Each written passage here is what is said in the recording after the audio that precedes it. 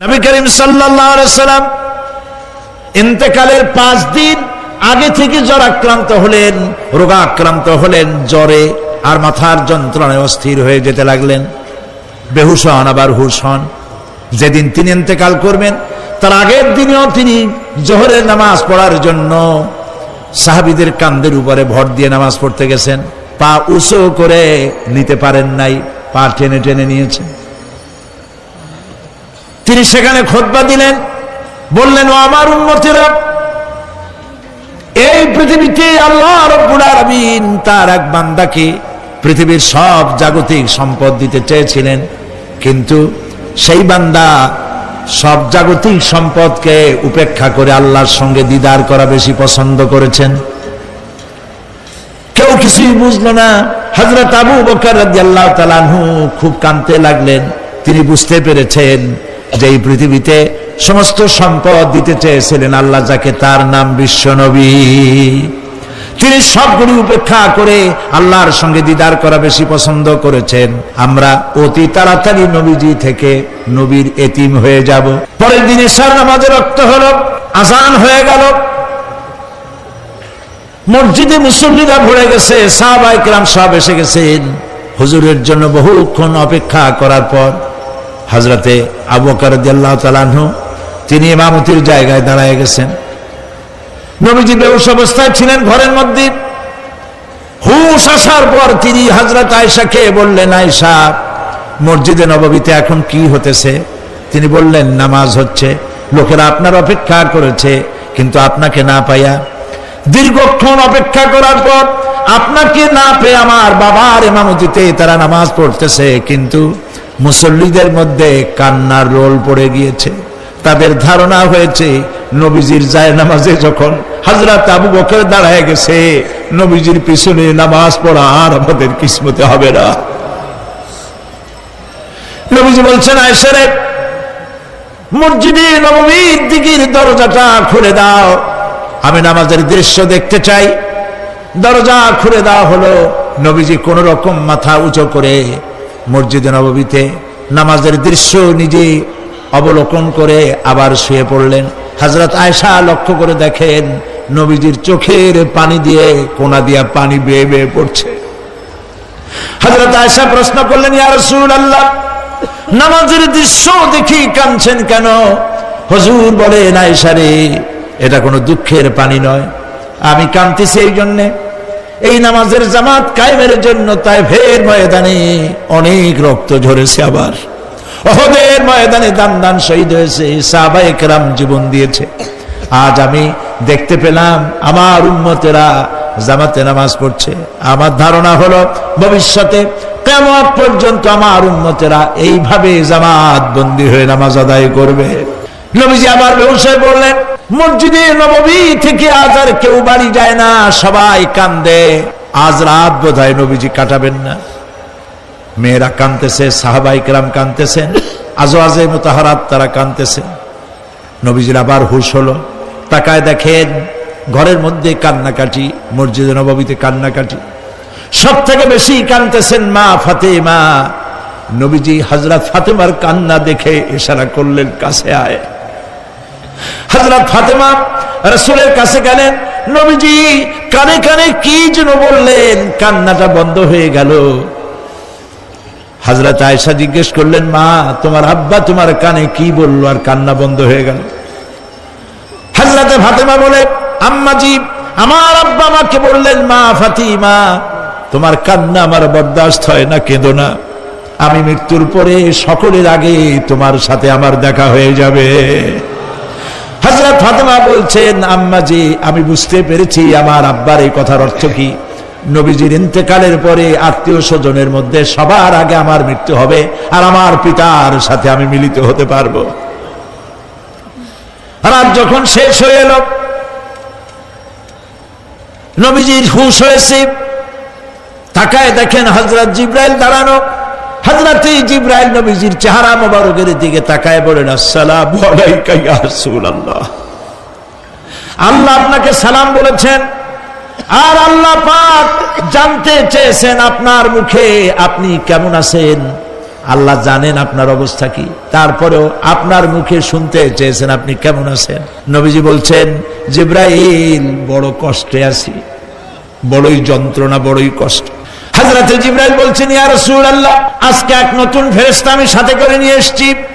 এই ফেরেশতা পৃথিবীর কোন নবী অথবা কোন মানুষের কাছে যাওয়ার জন্য অনুমতি চায় না, আজ আপনার কাছে অনুমতি ভিক্ষা চায় কাছে আসার জন্য।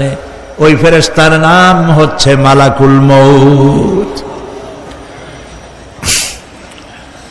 হযরত মালাকুল মউত বলেন, ইয়া রাসূলুল্লাহ, এই পৃথিবীতে আদম আলাইহিস সালাম থেকে নিয়ে পর্যন্ত কোন মানুষের জান কবজের জন্য আমার অনুমতি চাওয়া লাগে নাই, আর কোনোদিন লাগবে না।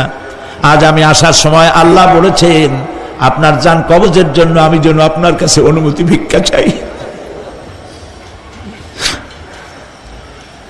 নবীজি বলছেন, আমি যদি অনুমতি না দেই তো কি হবে?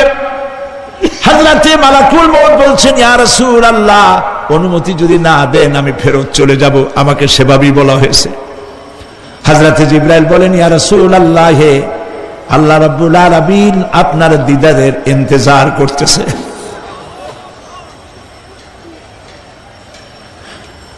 নবীজি বলছেন, মালাকুল মউত, তুমি জান কবজের কাজ শুরু করো। মালাকুল মউত যখন কাছে এসেছে, রাসূল জিজ্ঞেস করলেন, আয়েশা, ঘরে যে কয়েক টুকরা স্বর্ণ ছিল সেগুলোর কি অবস্থা? ছোট ছোট 6 টুকরা স্বর্ণ ছিল। হযরত আয়েশা বলছেন, হুজুর আমি এগুলো রেখে দিছি। হুজুর বলছেন, না, রাখতে পারবে না, আমার ইন্তেকালের আগে খয়রাত করে দাও। মুহাম্মদ সাল্লাল্লাহু আলাইহি ওয়াসাল্লাম আল্লাহর কাছে অবস্থায় উঠবে না যে তার ঘরের ভিতরে সোনা ছিল, দিয়ে দাও, খয়রাত করে দিয়ে দাও। হযরত মালাকুল মউত রাসূলের জান কবজ শুরু করে দিলেন। রাসূলুল্লাহ জীবনের শেষ কথা বললেন, আসসালাত আসসালাত ওয়া মা মালাকাত আইমানুকুম। আমার উম্মতেরা বিদায় লগ্নে বলে গেলাম, নামাজ নামাজ নামাজ ছেড়ে দিও না। প্রিয় ভাইরা, নবী করিম সাল্লাল্লাহু আলাইহি ওয়াসাল্লাম জীবনের শেষ কথা বলে গেছেন নামাজ। সেই নামাজে আমাদের যত সব অবহেলা, স্ত্রীকে নামাজ পড়ান, বউকে নামাজ পড়ান, ছেলে মেয়েকে নামাজ পড়ান। দোকানদার ভাইরা যখন আজান হয়ে যাবে দোকান বন্ধ করে দেন, আপনি আপনার কর্মচারীরা নামাজ পড়তে যান। যতটুকু প্রিয় ভাই সব, আল্লাহ রাব্বুল আলামিন পরীক্ষার জন্য আমাদেরকে ময়দানে ছেড়ে দিয়েছেন। প্রশ্ন কি হবে আল্লাহ সব বলে দিয়েছেন। প্রশ্ন কি হবে? তোমার যৌবন, এ ব্যাপারে প্রশ্ন করা হবে। কোন পথে ইনকাম করেছো প্রশ্ন করা হবে। কোন পথে খরচ করেছো প্রশ্ন করা হবে। দ্বীনের ইলম যতটুকু হাসিল করেছিলে তার কতটুকু নিজে পালন করেছো, আর দ্বীনের দাওয়াত কতটুকু মানুষের কাছে পৌঁছায়ছো, প্রত্যেকটি ব্যাপারে কিয়ামতে আল্লাহর কাছে জবাব দিতে হবে। এই জন্য কবি বলছেন, আমল সে জিंदगी बनती है ये जन्नत भी व जहन्नम भी, ये खाकी अपनी फितरत है ना नारी ना नूरी। মানুষের জীবন আমল দিয়ে গঠন হয়, আমল দিয়ে জীবন গড়ে, নইলে এই মাটির তৈরি দেহ জান্নাত আর জাহান্নামের কিছু দিয়ে তৈরি হয় নাই। আপনি ইচ্ছে করলে দেহটাকে জাহান্নামের জন্য উপযোগী করতে পারেন, ইচ্ছে করলে এই দেহটাকে জান্নাতের জন্য উপযোগী করতে পারেন। এটি আপনার ইখতিয়ারে আল্লাহ দিয়েছেন, আপনাকে বাধ্য করা হয় নাই যে সেজদা না দিলে ফেরেশতা এসে ঘাড়ের উপরে পিটাবে, সুদ ঘুষ জেনা করলে পরে ঠ্যাং পিটায় ভেঙে দেওয়া হবে না। আপনি বাধ্য নন। আপনি সম্মানিত জীব, আল্লাহ সম্মানিত প্রাণী আল্লাহ পাকের, সেই জন্য মানুষকে বাধ্য করা হয় নাই। অটোনমাস বডি, অটোনমি দেওয়া হয়েছে, আপনাকে স্বাধিকার দেওয়া হয়েছে। চন্দ্র সূর্যের ব্যাপারে স্বাধিকার দেওয়া হয় নাই। রাত এখন 7:35, সূর্যের বাপেরও ক্ষমতা নাই বাংলাদেশে এখন উঁকি মারে, ঠিক কিনা? সে এখন আমেরিকায় রোদ দিচ্ছে, তাপ দিচ্ছে আমেরিকায়। ওকে নির্ধারণ করা হয়েছে যেভাবে, সেইভাবেই করতে হবে। পানি বলেন, পাহাড় বলেন, পাখি বলেন, চন্দ্র বলেন, গ্রহ বলেন, নক্ষত্র বলেন, সব জিনিস বাই হুক অ্যান্ড ক্রুক আল্লাহর হুকুম মানতে বাধ্য। কোরআনে কারীমে আল্লাহ পাক বলেছেন আফা গায়রা দীনিল্লাহি ইয়াবগুন ওয়া লাহু আসলামা মান ফিস সামাওয়াতি ওয়াল আরদি তাওয়ান ওয়া কারহা। আল্লাহর দেওয়া জীবন ব্যবস্থা ছেড়ে দিয়ে তোমরা কি অন্য কোন মতবাদ তালাশ করো? ওয়ালাহু আসলামা মান ফিস সামাওয়াতি ওয়াল আরদ, অথচ আকাশে যা আছে জমিনে যা আছে সব আনুগত্যের মস্তক আমার সামনে অবনত করে দিয়েছে। সুবহানাল্লাহ। মানুষকে আল্লাহ পাক ইখতিয়ার দিয়েছেন, ইচ্ছে করলে মাহফিলে আসতে পারেন, ইচ্ছে করলে সিনেমায় ঘুরতে পারবেন, অসুবিধা নেই। অসুবিধার জন্য কিয়ামত, ওখানে হিসাব হবে। এখানে আপনি সূর্য চন্দ্র ফেরেশতারও কোনো মাজাল নাই, কোনো ইখতিয়ার নাই আল্লাহর হুকুমের বাইরে কিছু করে। আল্লাহ যা করতে বলেছেন তাই করতে হবে, এর বাইরে এক চুল নড়তে পারবে না। কিন্তু মানুষেরা করতে পারবে। মানুষ ইচ্ছে করলে নামাজ রোজা ছাড়তে পারে, ইচ্ছে করলে আল্লাহর অমান্য করতে পারে। এইটা তার বিচারের জায়গা না, এটা হলো পরীক্ষার জায়গা। এটা কিসের জায়গা? পরীক্ষার জায়গা। এখানে আপনি কামাই করলে ওখানে কিছু পাবেন, এখানে কামাই না করলে কিছু পাবেন না। আরো সোজা করে বলি, কোন কৃষক, যে কৃষক আষাঢ় মাসে শ্রাবণ মাসে জমিন চাষ করে না, পৌষ মাসে তার গোলায় ধান আসবে? কথা বোঝেন নাকি বুঝেন না? পৌষ মাসে গোলায় ধান আসবে? কোন পাগলও বলবে না যে তুমি তো চাষই করো নাই, তুমি জমিনে, তোমার জমিনের ফসল তোমার ঘরে আসবে কেন? কাজেই এই দুনিয়ায় পরীক্ষা দিলে এখানে রেজাল্ট হয়, এখানে গাছ লাগাইলে এখানে ফল দেয়। কিন্তু মানুষের জন্য আল্লাহ পাক যে আমল তৈরি করেছেন, পরীক্ষা নেবেন, সেই পরীক্ষার রেজাল্ট এখানে হবে না। পরীক্ষার রেজাল্ট আউট হবে কোথায়? আখিরাতে। বলেন সবাই, কোথায় হবে পরীক্ষার রেজাল্ট আউট হবে? কোথায়? আখিরাতে। এখানে আপনি যা কামাই করবেন এখানে রিটার্ন দেওয়া হবে না। এখানে যা কামাই করবেন সমস্ত কামাই 700 গুণ বর্ধিত আকারে কিয়ামতে আল্লাহ আপনার হাতে ধরাই দিবেন। আল্লাহর ওয়াদা কখনো মিথ্যা হয়?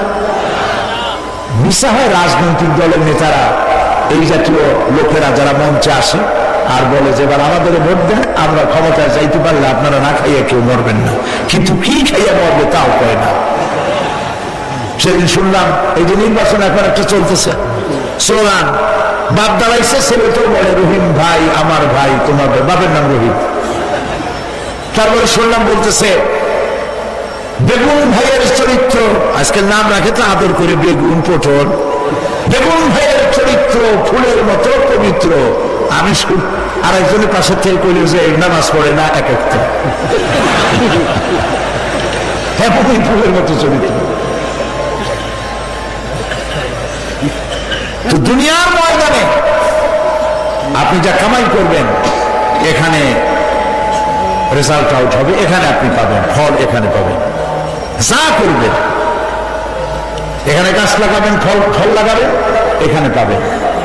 আর আল্লাহর জন্য যেটা করবেন সেটার ফল, সেটার রেজাল্ট কিয়ামতে বাইর হবে। সুবহানাল্লাহ। এখানে পরীক্ষা দিয়ে যদি কেউ ফেল করে, ম্যাট্রিক পরীক্ষা দিয়ে ফেল করেছে, ফাজরের পরীক্ষা দিয়ে ফেল করেছে, আবার পরীক্ষা দিয়ে পাস করার সুযোগ আছে, আবারও ফেল করেছে, আবারও পরীক্ষা দিয়ে পাস করার সুযোগ আছে। 10 বার যদি ফেল করে আরো 10 বার পরীক্ষা দিয়ে পাস করার সুযোগ আছে। কিন্তু কিয়ামতের দিন আল্লাহ রাব্বুল আলামিনের জীবনের পরীক্ষায় কোন মানুষ যদি আল্লাহর আদালতে ফেল করে বসে একবার, দ্বিতীয়বার পরীক্ষা দেওয়ার আর কোনো সুযোগ নাই। এই পৃথিবীতে যদি কেউ নিম্ন আদালতে মামলায় হেরে যায়, জজ কোর্টে করবে, যদি হেরে যায় হাইকোর্টে করবে, হেরে গেলে আপিল করবে সুপ্রিম কোর্টে, সুপ্রিম কোর্টেও যদি হেরে যায় তাহলে প্রেসিডেন্টের কাছে আপিল করবে। সুযোগ আছে কয়েকবার। কিন্তু কিয়ামতের দিন জীবনের আদালতে কোন মানুষ যদি একবার ফেল করে বসে, জীবনের মামলায় যদি একবার হেরে যায়, দ্বিতীয়বার আপিল করার আর কোন জায়গা নাই। সে আখিরাতে রেজাল্ট আউট হবে। আমরা সব মরে যাব, আমরা সব কি হব? সব মরে যাব। আল্লাহ পাক আমাদেরকে উঠাবেন। আবার মানুষকে কবরে রাখার সময় আমরা কি বলি? মিনহা খালাকনাকুম, জানেন না? পড়েন, মিনহা খালাকনাকুম ওয়া ফিহা নুঈদুকুম ওয়া মিনহা নুখরিজুকুম তারাতান উখরা। এই মাটি দিয়ে তোমাকে তৈরি করা হয়েছিল, এই মাটির মধ্যে রেখে গেলাম, এর থেকে আবার তোমাকে উত্থিত করা হবে। কে বলতেছেন এ কথা? আল্লাহ পাক বলছেন, আল্লাহ তাআলা বলছেন। কি নিষ্ঠুর এই পৃথিবী! ভেবে দেখেছেন কি একবারও কি ভেবে দেখেছেন এই পৃথিবী কত নিষ্ঠুর? এই সন্তান সন্ততি সব একটি মোহ, একটি মায়া, একটি মহব্বত, একটি প্রতারণা। যে বইয়ের জন্য হারাম ইনকাম করেছেন, যে সন্তানদের জন্য হারাম ইনকাম করেছেন, জান দিলেন, রক্ত দিলেন, জীবন দিলেন, সারা রাত কষ্ট করেছেন, দৌড়দৌড়ি করেছেন, যখন মরে গেলেন, যে বাচ্চাটা আপনি কোলে না নিলে কলিজা ঠান্ডা হয় না, সেই বাচ্চা বলবে, মাকে বলবে, মা বাপের লাশ যে রুমে আছে আমার সেখানে নিও না, আমার ভয় করে। ঠিক কিনা? স্ত্রীও আরো দু একজন লোক না হলে লাশের ঘরে থাকতে পারবে না, তারও ভয় করবে। থাকলে বড় জোর মা থাকতে পারে, বাপ থাকতে পারে।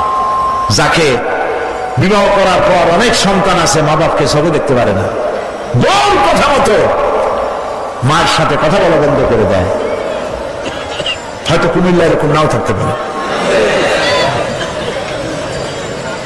বউতে নালিশ করছে, মার সাথে কথা বলে, আবার বলে এই বুড়িটা মরে না কেন? নাউযুবিল্লাহ, নাউযুবিল্লাহ। বুড়িটাকে মরার কথা বলতেছো তুমি? তোমার ছোট্টবেলায় যখন তোমার টাইফয়েড হয়েছিল, অসুখ করেছিল, গরিব বাবা, বাড়িতে ল্যাপ নাই, খাতা নাই, তোষক নাই, সেই জায়গায় মা তার কাপড় বিছায় দিয়া বুকের উপরে নিজের শরীরের উষ্ণতা দিয়া বাঁচায় রাখার চেষ্টা করেছে, নিজে না খেয়ে খাওয়াইছে, অসুখ সারে না।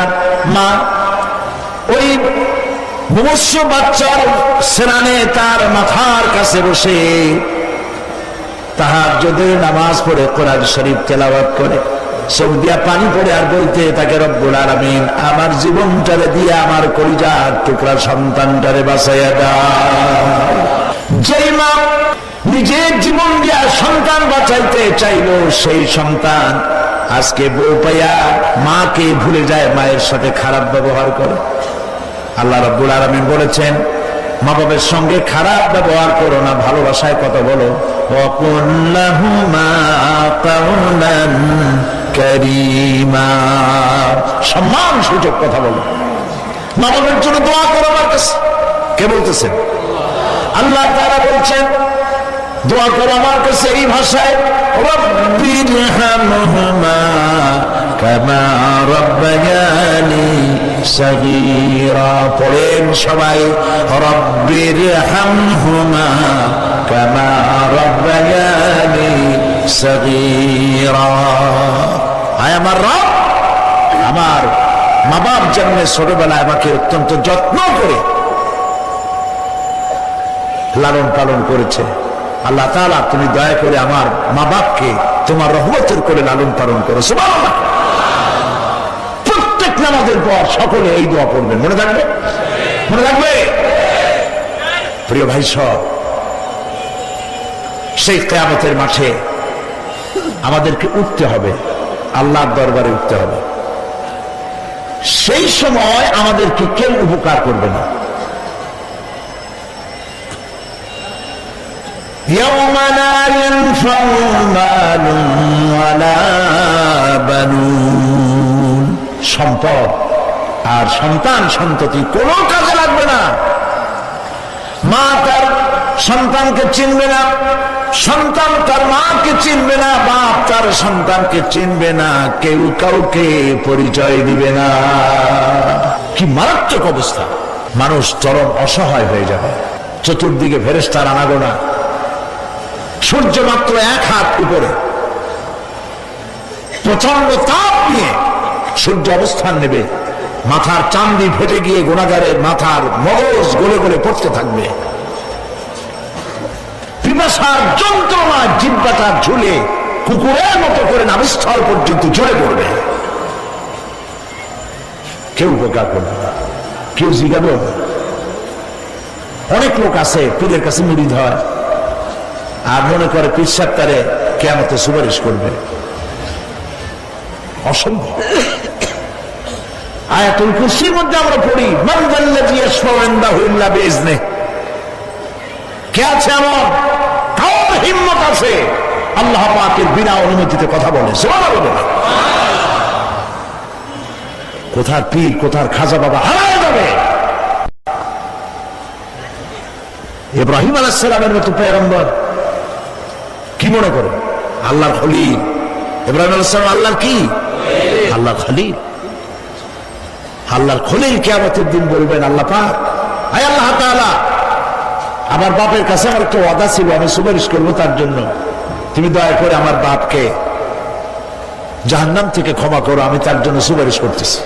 আল্লাহ তাআলা বলবেন, ইব্রাহিম তোমার সুপারিশ মঞ্জুর হলো না। কথা বুঝতেছেন না? বুঝতেছেন না? ইব্রাহিম আলাইহিস সালাম যদি বাপের জন্য সুপারিশ করতে না পারে, ইব্রাহিম আলাইহিস সালাম তিনি যদি তার বাপের জন্য সুপারিশ করে যদি ব্যর্থ হন, আপনার পিসাব কোন কামে লাগবে চিন্তা করেন। নবী করিম সাল্লাল্লাহু আলাইহি ওয়াসাল্লামকে প্রশ্ন করা হয়েছে, হে রাসূল আপনার আব্বা আম্মার অবস্থা কি হবে? কথা কি শোনেন নাকি? আপনার আব্বা আম্মার অবস্থা কি হবে? নবী করিম সাল্লাল্লাহু আলাইহি ওয়াসাল্লাম বলেছেন, আমি আমার আব্বা আম্মার কোন উপকারে আসবো না।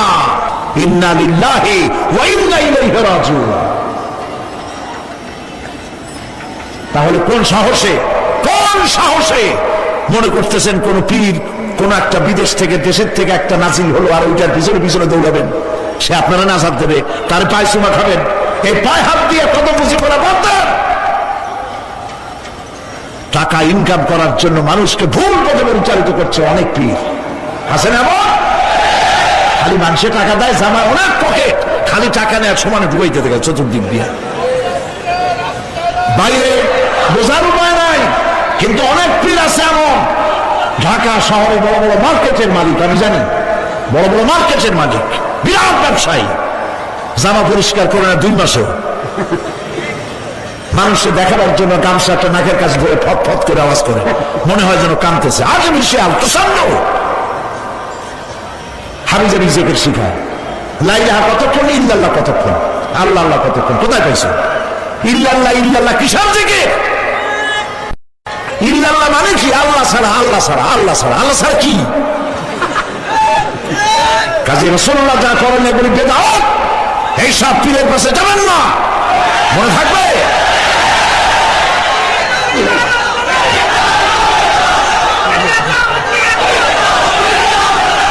প্রিয় ভাই সব, কিয়ামতের দিন আপনার আমল, একমাত্র আমল আপনাকে বাঁচাইতে পারবে। এই কোরআন শরীফে আল্লাহ পাক বলেছেন, ইয়া আইয়ুহাল্লাযীনা আমানু আবতাগু ইলাইহিল ওয়াসিলা, হে বিশ্বাসীরা ওসিলা ধরো। ধুরন্ধর এক শ্রেণীর লোকেরা এর অর্থ করেছে পীর ধরো। দুনিয়ার কোন তাফসীর, যত মুফাসসির পৃথিবীতে জন্মগ্রহণ করেছেন, কোন মুফাসসির এটা বলেন নাই আবতাগু ইলাইহিল ওয়াসিলা মানে হলো পীর ধরো। বরং সমস্ত তাফসীর মুহাক্কিকিন বলেছেন আবতাগু ইলাইহিল ওয়াসিলা আয় আমল সালেহ, নেক আমলের ওসিলা ধরো। সুবহানাল্লাহ, নেক আমলের ওসিলা ধরো। প্রিয় ভাই সব, ধান্দাবাজি ছাড়তে হবে। কিয়ামতের দিন মানুষ একেবারে অসহায় হয়ে যাবে, কেউ সাহায্য করবে না। সেই দিন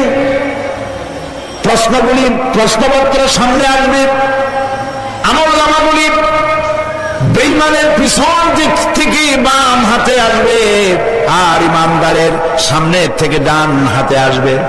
আমলনামা হাতে পাওয়ার সঙ্গে সঙ্গে বেঈমান বুঝে ফেলবে তার জায়গা কোথায়। এই পৃথিবীতে আসার পর আমাদের হায়াত তো বাড়ছে না, বরং হায়াত প্রতি মুহূর্তে কি হচ্ছে? লোকেরা বলে হায়াত বাড়ে, হায়াত তো বাড়ে না। হায়াত কি হয়? জন্মের পরের থেকে আমার জন্য রিজার্ভ আছে যতটুকু, 50 বছর বাঁচবো, 60 বছর বাঁচবো, যতটুকু হায়াত আমার জন্য নির্ধারিত করা আছে, নির্ধারণ করা আছে, প্রতিদিন একদিন করে কমে যেতেছে। এজন্য আমি বলি, আমার বাড়িতে যে ঘড়িটা আছে, এই ঘড়িটা বেলা 1টার সময় ঢং করে একটা আওয়াজ দেয়, শ্রোতাকে শুনিয়ে দেয়, বাড়িওয়ালা তোমার জীবনের মূল্যবান হায়াত থেকে 1 ঘন্টা কমায়া দিলাম। 2টার সময় 2টা ঘন্টা লাগায় শোনায় দিল, বান্দারে তোমার জীবনের মূল্যবান সময় থেকে 2টি ঘন্টা কমে গেল। এমনি করে দিন গেল, মাস গেল, বছর গেল, আমাদের হুঁশ হলো না। সময় চলে গেল তাস খেলে খেলে, সময় চলে গেল আমাদের খেলাধুলা করে, শয়তানি বদমাশি করে। সময় কতটুকুন পেলাম? কিয়ামতের দিন, বিচারের দিনটা যেটা হবে, আল্লাহ রাব্বুল আলামিন বলেন বিচারের দিনটাই লম্বা হবে 50 আলফা সানা মিম্মা তাউদ্দুন। বিচারের দিনটা লম্বা হবে কত বছর? 50,000 বছর। কত বছর? দুনিয়ায় যেভাবে তুমি হিসাব করো, দুনিয়ার গণনা অনুযায়ী হাসরের বিচারের দিনটা হবে 50,000 বছরের মতো লম্বা। এক কিতাবে দেখেছি, তিনি লিখেছেন হিসাব করে কিয়ামতের ওই দিনটার হিসাবে 50,000 বছর একটা দিন লম্বা। ওই হিসাবে পৃথিবীতে যারা 60 বছর বাঁচলো, সে যেন আখেরাতে 2 মিনিট দুনিয়ায় বাঁচলো। চিন্তা করেছে? মাত্র 2 মিনিট। 60 বছর যারা হায়াত পেল, 2 মিনিট বাঁচল। এই 2 মিনিটের জন্য কত হাঙ্গামা, কত মারধর, কত সন্ত্রাস, ক্ষমতার জন্য লড়াই, ঠ্যান করেঙ্গে ত্যান করেঙ্গে, লাঠিকে আমদার মুগুর ভরেঙ্গে, শক্তির ঠেলায় অস্থির।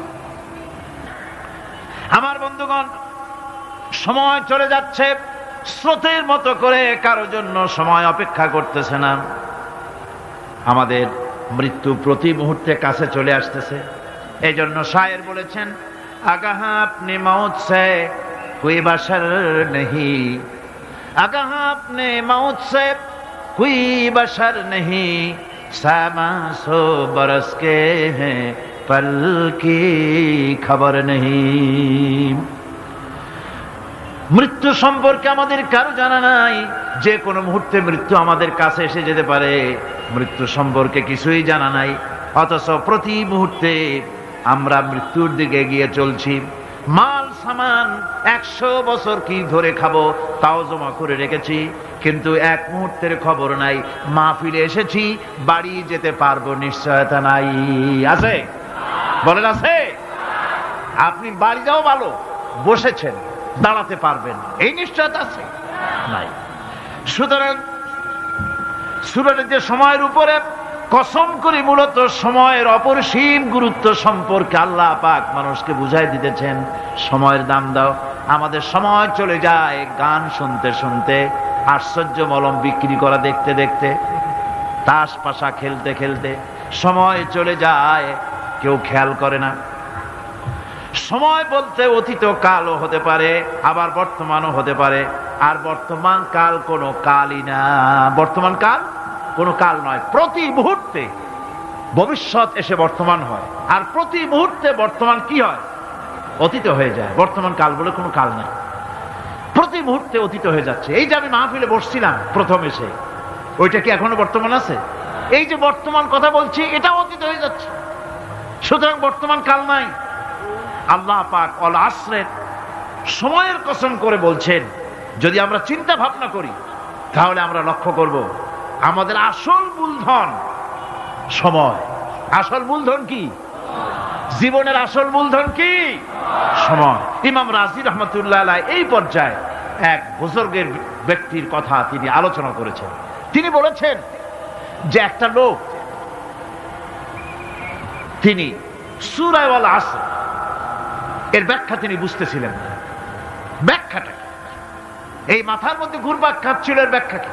একবার তিনি বাজারে ঢুকলেন, তারপরে তিনি শুনতে পেলেন বাজারের এক প্রান্ত থেকে একজন চিল্লায় বলতেছে, সেই ব্যক্তির উপরে রহম করো যার পুঁজি গলে যায়, সেই ব্যক্তির উপরে রহম করো যার পুঁজি গলে যায়। উনি চিন্তা করলেন পুঁজি এবার গলে কেমনে? উনি দৌড়ে গেলেন, যায় দেখেন যে ব্যাটা চিল্লাচ্ছে সে হচ্ছে বরফ বিক্রেতা। কি বিক্রেতা? বরফ। বরফ, আইস। এখন এই বরফ বিক্রেতা সে চিল্লায় বলতেছে, সেই ব্যক্তির পরে রহম করো যার পুঁজি কি গলে যায়। সূর্যের তাপ বাড়তেছে আর বরফ গলে যাচ্ছে। সে বুঝাতে চাচ্ছে যে আমার এই বরফটা জমাট থাকা অবস্থায় তোমরা কেউ কেনো, যেহেতু আমার পুঁজি তো এর মধ্যে আমি ইনভেস্ট করেছি, এটা যদি পানি হয়ে যায় তো পানি তো কেউ কিনবে না, এটা তো যেখানে সেখানে পাওয়া যায়। বরফ পাওয়া যায় না বলি তো আমি বরফ কিনে আনছি। তোমরা আমার প্রতি দয়া করো, তাড়াতাড়ি করে বরফটা কিনে নিয়ে যাও। ইমাম রাজি রহমতুল্লাহ আলাইহি বলেন, বুজুর্গ ব্যক্তি চিৎকার মেরে বললেন, আল্লাহু আকবার, আমি কিন্তু এই বরফ বিক্রেতার ঘোষণার মধ্য দিয়ে সূরা ওয়াল আসরের তাফসীর আমি বুঝে ফেলেছি। তার মানে হলো, বরফ বিক্রেতা যেভাবে বলতেছে, সেই ব্যক্তির উপরে রহম করো যার পুঁজি গলে যায়। আমারও তো একটা পুঁজি আছে, ওই পুঁজির নাম হায়াত। প্রতি মুহূর্তে আমার পুঁজি তো গলে যেতেছে, আমার পুঁজি তো গলে যায়, প্রতি মুহূর্তে কমে যেতেছে। আহারে, এই পুঁজি যে গলে গেল, ধরে রাখতে পারলাম না, এই জন্য কিছুই তো করতে পারি নাই। সূরা ওয়াল আসরের ভিতরে মানুষের আয়ুষ্কাল দেওয়া হয়েছে, বরফ গলে যাওয়ার মতো দ্রুত সে আয়ু কমে যাচ্ছে। একে যদি নষ্ট করে ফেলা হয়, ভুল কাজে ব্যয় করা হয়, সেটাই হচ্ছে মানুষের মূল ক্ষতি। মানুষের মূল ক্ষতি। ব্যবসায় ক্ষতিগ্রস্ত হয়েছে, এটা মূল ক্ষতি নয়। স্বাস্থ্য হারাইছে, মূল ক্ষতি নয়। রাজনীতিতে ব্যর্থ হয়েছে, মূল ক্ষতি নয়।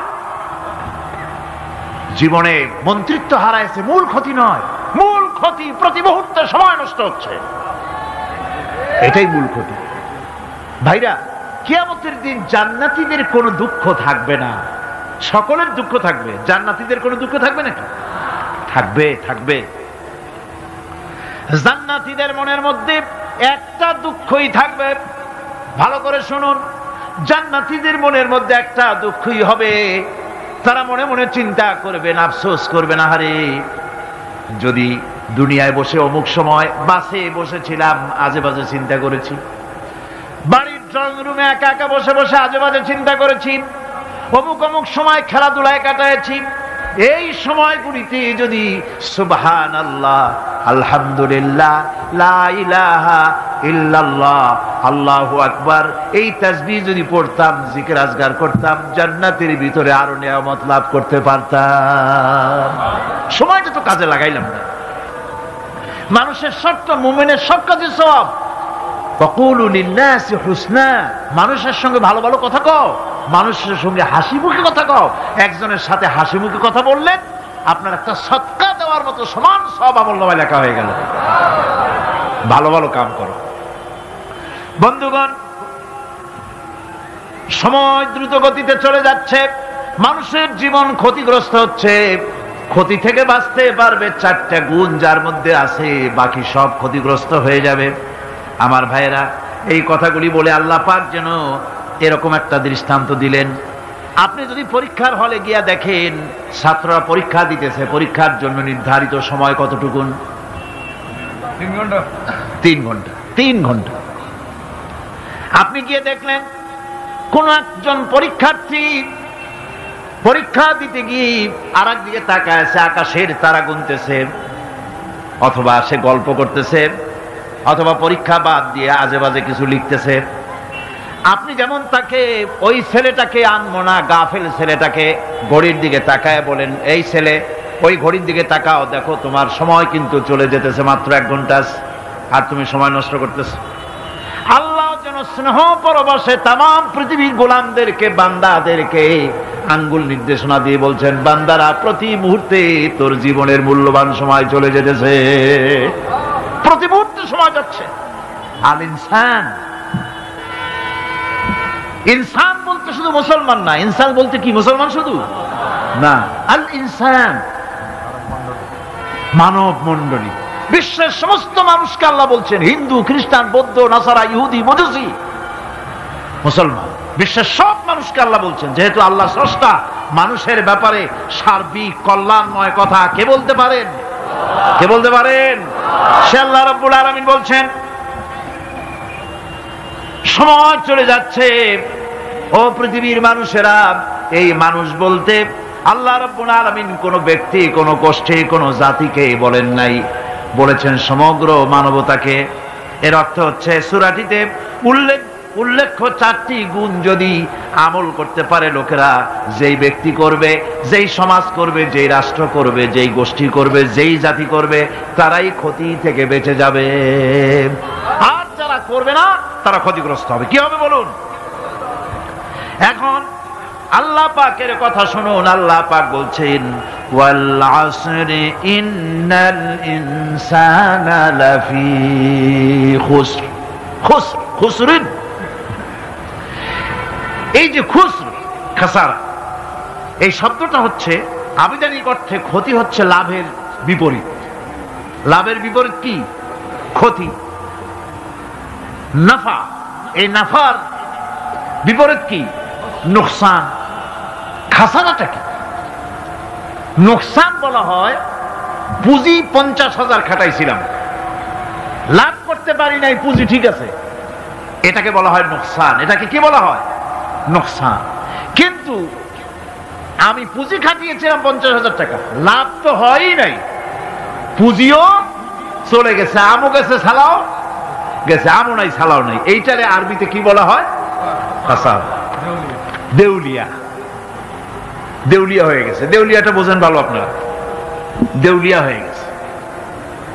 কোরআন লাভ বা সাফল্যের ধারণা যেমন নিছক পার্থিব নয়, সমৃদ্ধির কথা শুধু পার্থিব নয়, জন্ম থেকে শুরু করে মৃত্যু পর্যন্ত কোরআনের লাভের কথা যখন বলা হয় তখন জন্ম থেকে মৃত্যু পর্যন্ত, আখিরাত পর্যন্ত, কিয়ামত পর্যন্ত। ক্ষতিটাও জন্ম থেকে শুরু করে মৃত্যু পর্যন্ত, কিয়ামত পর্যন্ত ক্ষতিটাও। এই ক্ষতি থেকে বাঁচবার জন্য কোরআনে কারিমে বিভিন্ন জায়গায় এই খাসারা শব্দ ব্যবহার করা হয়েছে। আল্লাহ রাব্বুল আলামিন বলছেন ওয়ামান খাফফাত মাওয়াজিনুহু ফাউলাইকাল্লাযীনা খাসিরু আনফুসাহুম বিমা কানু বিআয়াতিনা ইয়াযলিমুন। যাদের পাল্লা ভারী হবে কিয়ামতে তারাই হবে সফলকাম, আর যাদের পাল্লা হালকা হবে, নেকির পাল্লা, নেকির পাল্লা যাদের হালকা হবে তারা হবে ক্ষতিগ্রস্ত। তারা নিজেদের ক্ষতি নিজেরাই ক্ষতি সাধনকারী হবে কিয়ামতের দিন। কাজে মানুষের জীবনের সমুদয় কার্যাবলীর ভালো অংশ যদি খারাপ অংশের উপরে বিজয়ী হয়, তারপরে খারাপ অংশ পাওনাদারদের দিয়ে টিয়া, এরপরে যদি নেকি কিছু বাকি থাকে তাহলে বোঝা গেল লোকটা কিয়ামতে নাজাত পাবে। আর যদি ভালো কাজের উপরে খারাপ কাজ বিজয়ী হয়ে যায় আর সমস্ত পাওনাদারদেরকে পাওনা মিটাইয়া তারপরেও পাপ বাকি থেকে যায়, এক চাইতে খাসারা পৃথিবীতে, আকাশে, জমিনে কিছুই আর হবে না। এর থেকে বাঁচার জন্য আল্লাহ পাক এই খাসারা থেকে বাঁচার জন্যই মানুষকে এই কথা বলছেন। এই কথাটি কোরআনে কারিমের অন্য একটি আয়াতে আরো সুন্দর করে বলা হয়েছে। যারা নাকি এই দুনিয়ার বুকে যারা নিজেদের পুঁজি খাটাইছে, জীবনের পুঁজি সুদ কামাইতে খাটালো, জীবনের পুঁজি খাটালো হারাম কামাইয়ের ভিতরে, অন্যায় কাজের ভিতরে, যারা জীবনের পুঁজিকে আল্লাহর দ্বীনের কাজে লাগাতে পারে নাই, তাদের সম্পর্কে বলা হচ্ছে খাসিরাদ দুনিয়া ওয়াল আখিরাতা যালিকা হুয়াল খুসরানুল মুবিন। খাসিরাদ দুনিয়া ওয়াল আখিরাত, দুনিয়াও ক্ষতিগ্রস্ত, আখিরাতেও ক্ষতিগ্রস্ত। এটা হচ্ছে তার জন্য সুস্পষ্ট ক্ষতি, এর থেকে বড় ক্ষতি আর কিছুই হতে পারে না। আল্লাহ পাক কোরআনে কারীমে অন্যত্র বলেছেন وَنُنَزِّلُ مِنَ الْقُرْآنِ مَا هُوَ شِفَاءٌ وَرَحْمَةٌ لِلْمُؤْمِنِينَ وَلَا يَزِيدُ الظَّالِمِينَ إِلَّا خَسَارًا। আমি এই কোরআন অবতরণের পরিক্রমায় এমন সব বিষয় অবতীর্ণ করেছি যা মুমিনদের জন্য নিরাময় এবং তাদের জন্য রহমত, আর জালিমদের জন্য ক্ষতি ছাড়া আর কিছুই বৃদ্ধি পায় না। জালিমদের জন্য ক্ষতি বৃদ্ধি পায়, আর যারা মুমিন তাদের জন্য এর মধ্যে নিরাময় আছে, এর মধ্যে রহমত আছে। অর্থাৎ যারা এই কোরআনকে যারা নিজেদের আইনের কিতাব হিসেবে গ্রহণ করেছে, কোরআনকে তাবিজের কিতাব হিসেবে নয়, ধর্মীয় কিতাব হিসেবে নয়, কোরআন সংবিধান। কোরআন কি? কোরআনকে যারা সংবিধান হিসেবে মেনে নিয়েছে, কোরআনকে যারা সংবিধান হিসেবে গ্রহণ করলো, ব্যক্তি, পরিবার, সমাজ, রাষ্ট্রে তাদের যাবতীয় মানসিক, বুদ্ধিবৃত্তিক, নৈতিক, তামাদ্দুনিক রোগের নিরাময় হবে, এর দ্বারা শান্তি হবে।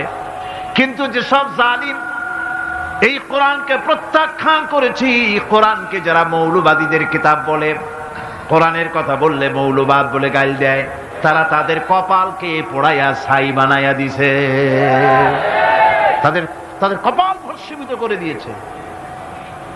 আমার দেশে, এই দেশটা কি মুসলমান বেশি না অন্য জাতি বেশি? কোন জোরে কোন?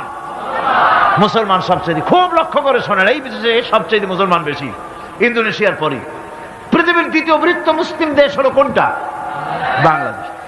এই দেশে ইসলামরে যত গালি দেওয়া হয়েছে, কোরআনকে যত গালি দেওয়া হয়েছে, আলেমদেরকে যত গালি দেওয়া হয়েছে, রাসূলুল্লাহকে যত গালি দেওয়া হয়েছে, ইসলামী আদর্শকে যত গালি দেওয়া হয়েছে, পৃথিবীতে কোন দেশে এইভাবে ইসলামকে গালি দেওয়া কোথাও হয় নাই।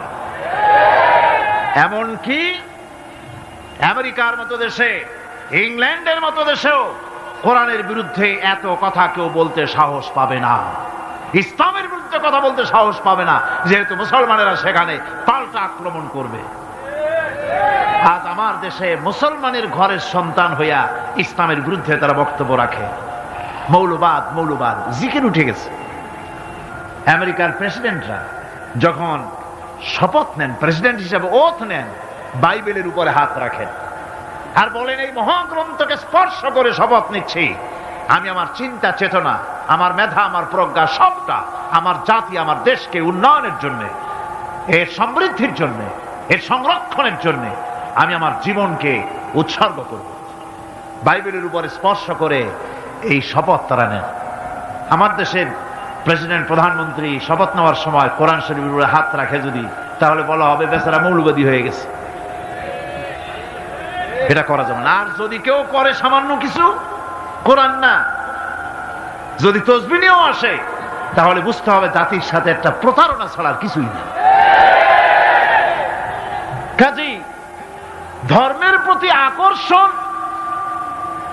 একটা ভিন্ন জিনিস, সেই জিনিসকে ছেড়ে যারা দেয় তারাই ক্ষতিগ্রস্ত হয়, আর যারা ধরে রাখে তারা দুনিয়ায় ক্ষতিগ্রস্ত হয় না। আল্লাহ পাক এখানে রাসূল করিম সাল্লাল্লাহু আলাইহি ওয়াসাল্লামের একটি হাদিস প্রণিধানযোগ্য কোরআনের ব্যাপারে। হুজুর বলেছেন, আল কোরআন হুজ্জাতুন লাকা ওয়া আলাইকা। এই কোরআন হয় তোমার পক্ষের সাক্ষী, না হয় এই কোরআন তোমার বিপক্ষের সাক্ষী। কিয়ামতে এই কোরআন হয় তোমার পক্ষে কাজ করবে, নতুবা এই কোরআন তোমার বিপক্ষে কাজ করবে। দুই অবস্থা থেকে খালি হবে না, হয় কোরআন তোমার পক্ষে সাক্ষী দেবে, না হয়। আমরা কি চাই? কিয়ামতে কি চাই? বলেন কি চাই? কোরআনের পক্ষে যদি আমরা সাক্ষী চাই, তাহলে এই কোরআনের পক্ষে আমাদেরকে কাজ করতে হবে। এছাড়া আমাদের নাজাতের কোনো পথ নাই। আমাদের মুক্তির পথ হচ্ছে কোরআন কেন্দ্রিক, রাসূলুল্লাহর হাদিস কেন্দ্রিক। এর বাইরে আমাদের সমস্ত পুঁজি নষ্ট হয়ে যাবে। আমাদেরকে পৃথিবীতে টিকে থাকতে হলে কোরআনের উপরে ভিত্তি করে আমাদেরকে বাঁচতে হবে, টিকতে হবে। কোরআনে কারিমে আল্লাহ রাব্বুল আলামিন অন্যত্র বলেছেন, কুল ইন্নাল খাসিরিনাল্লাযীনা খাসিরু আনফুসাহুম ওয়া আহলিহিম ইয়াওমাল কিয়ামাহ আলা যালিকা হুয়াল খুসরানুল মুবিন। বলো, প্রকৃত দেউলিয়া তারাই যারা কিয়ামতের দিন নিজেকে, নিজের পরিবার পরিবর্গকে এই ক্ষতির দিকে যারা ঠেলে দেবে। ভালো করে শুনে নাও, এটি হচ্ছে সুস্পষ্ট ক্ষতি, সুস্পষ্ট দেউলিয়াপনা। এই ক্ষতি থেকে বাঁচার জন্য আল্লাহ রাব্বুল আলামিন কোরআনে কারীমের মধ্যে বলেছেন, ওয়াল আসরি ইন্নাল ইনসানা লাফি খুস। পড়েন সবাই, ওয়াল আসরি ইন্নাল ইনসানা লাফি খুস। মানুষের, সমগ্র মানুষের জীবন ক্ষতিগ্রস্ত, ব্যর্থ। কে বলতেছেন? গা শিউরে ওঠার কথা না? গা শিউরে ওঠে। আল্লাহ বলতেছেন ক্ষতিগ্রস্ত, ব্যর্থ। আপনি যতই মনে করেন আপনার মিল আছে, কল আছে, কারখানা আছে, মন্ত্রী, টাকা পয়সা আছে, প্রেসিডেন্ট হয়েছেন, প্রধানমন্ত্রী হয়েছেন, আপনার জীবন সফল হয়েছে, আল্লাহ বলেন না, জীবন ব্যর্থ, জীবন বিফল, জীবন ক্ষতিগ্রস্ত। তামাম পৃথিবী, সমস্ত মানুষ ক্ষতিগ্রস্ত, ব্যর্থ। চারটা কাজ করলে সফল হবে। কয়টা কাজ? জোরে বলেন, কয়টা কাজ? ইল্লাল্লাযীনা আমানু ওয়া আমিলুস সালিহাতি ওয়া তাওয়াসাউ বিল হাক্কি ওয়া তাওয়াসাউ বিস সাবর। চারটা কাজ করলে জীবন হবে সফল।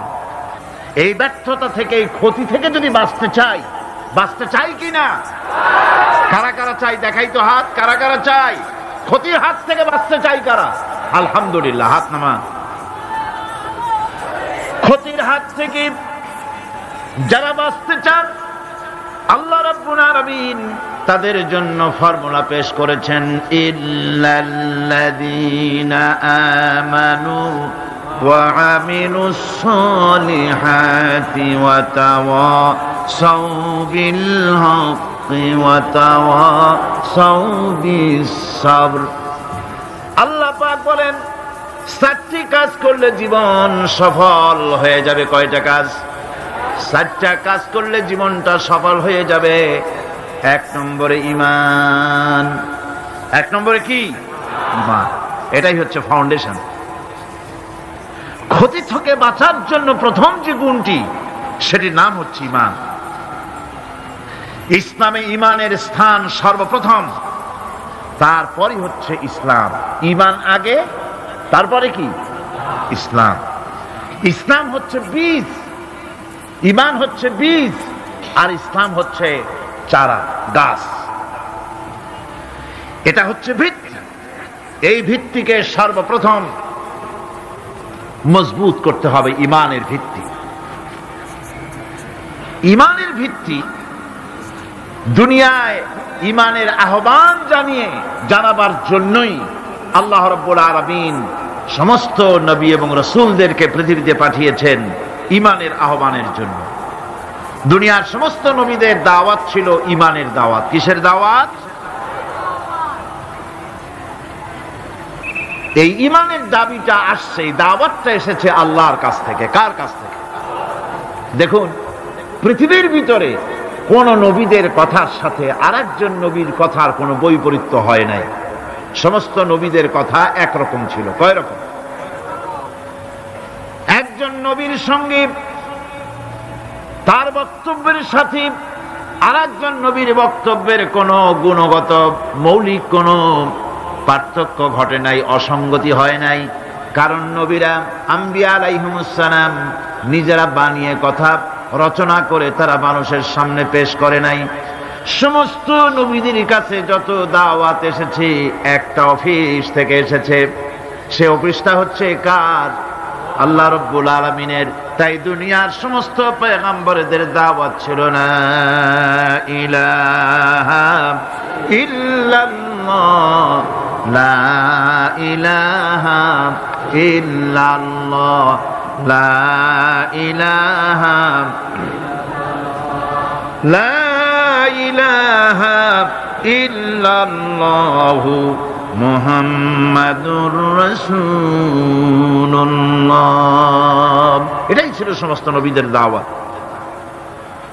কোরআনে কারীম তার ধারক এবং বাহক সম্পর্কে বলে যে তিনি যে দাওয়াত দিয়েছেন সে দাওয়াতটা হলো ঈমানের দাওয়াত। আমাদের নবী তিনি এসে যে দাওয়াত দিয়েছেন সে দাওয়াতটা কিসের? কোরআনে কারীম বলছি, রব্বানা ইন্নানা সামি'না মুনাদিয়ান ইউনাদি লিল ঈমান। হে আমাদের রব, নিশ্চয়ই আমরা এমন একজন আহ্বায়কের আহ্বান শুনেছি যিনি আমাদেরকে ঈমানের দাওয়াত দিয়েছেন। এমন কোন পয়গম্বর নাই দুনিয়ায় যিনি ঈমানের দাওয়াত দেন নাই। সকলেই ঈমানের দাওয়াত মানুষের সামনে, বিশ্ববাসীর সামনে পেশ করেছেন। কোরআনে হাকিম স্পষ্ট একটা সীমারেখা দুনিয়ার মানুষের সামনে পেশ করে পৃথিবীর মানুষগুলিকে দুটি শ্রেণীতে বিভক্ত করে দিয়েছে। একটি হচ্ছে ঈমান পোষণকারী, আরেকটি হচ্ছে অবিশ্বাসী। একটা ঈমান পোষণকারী আর একটা অবিশ্বাসী। ঈমান পোষণকারীরা সত্যশ্রয়ী, তারা হচ্ছে জ্ঞান এবং নূরের সম্পদে সমৃদ্ধ। আর দ্বিতীয় দলটি হচ্ছে কাফের, জালিম, মূর্খ। তারা হেদায়েতের রাস্তা তাদের জন্য অবরুদ্ধ। কোরআনে কারীম এই দুইটি দল সম্পর্কে উল্লেখ করতেছেন, মাসালুল ফারিকাইনি কাল আ'মা ওয়াল আসাম্মি ওয়াল বাসীরি ওয়াস সামীম হাল ইয়াস্তাবিয়ানি মাসালান আফালা। কোরআন শরীফ বলছে হাল ইয়াস্তাবিয়ানি মাসালান আফালা তাযাক্কারুন। দুইটি শ্রেণীতে আল্লাহ পাক ভাগ করে দিয়েছেন। একটা শ্রেণী হচ্ছে অন্ধ, বোবা, বধির।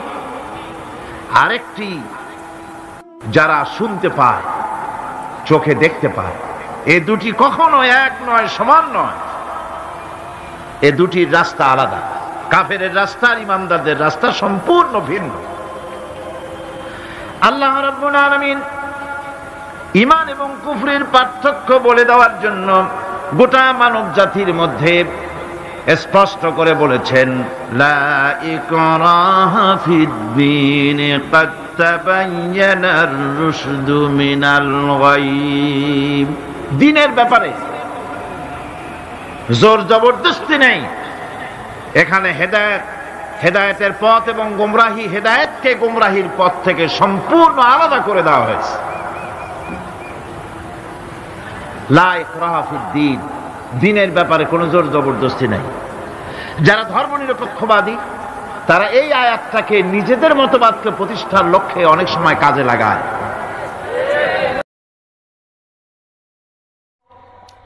পুলিন গোস্বামী উঠে বললেন, ইয়োরানার, মুসলমানকে তাড়াতে গেলে একটু ভাবুন। বলে কেন? আরে মুসলমান যা দিয়েছে বিশ্বের কেউ দিতে পারেনি। না রে দেখবি।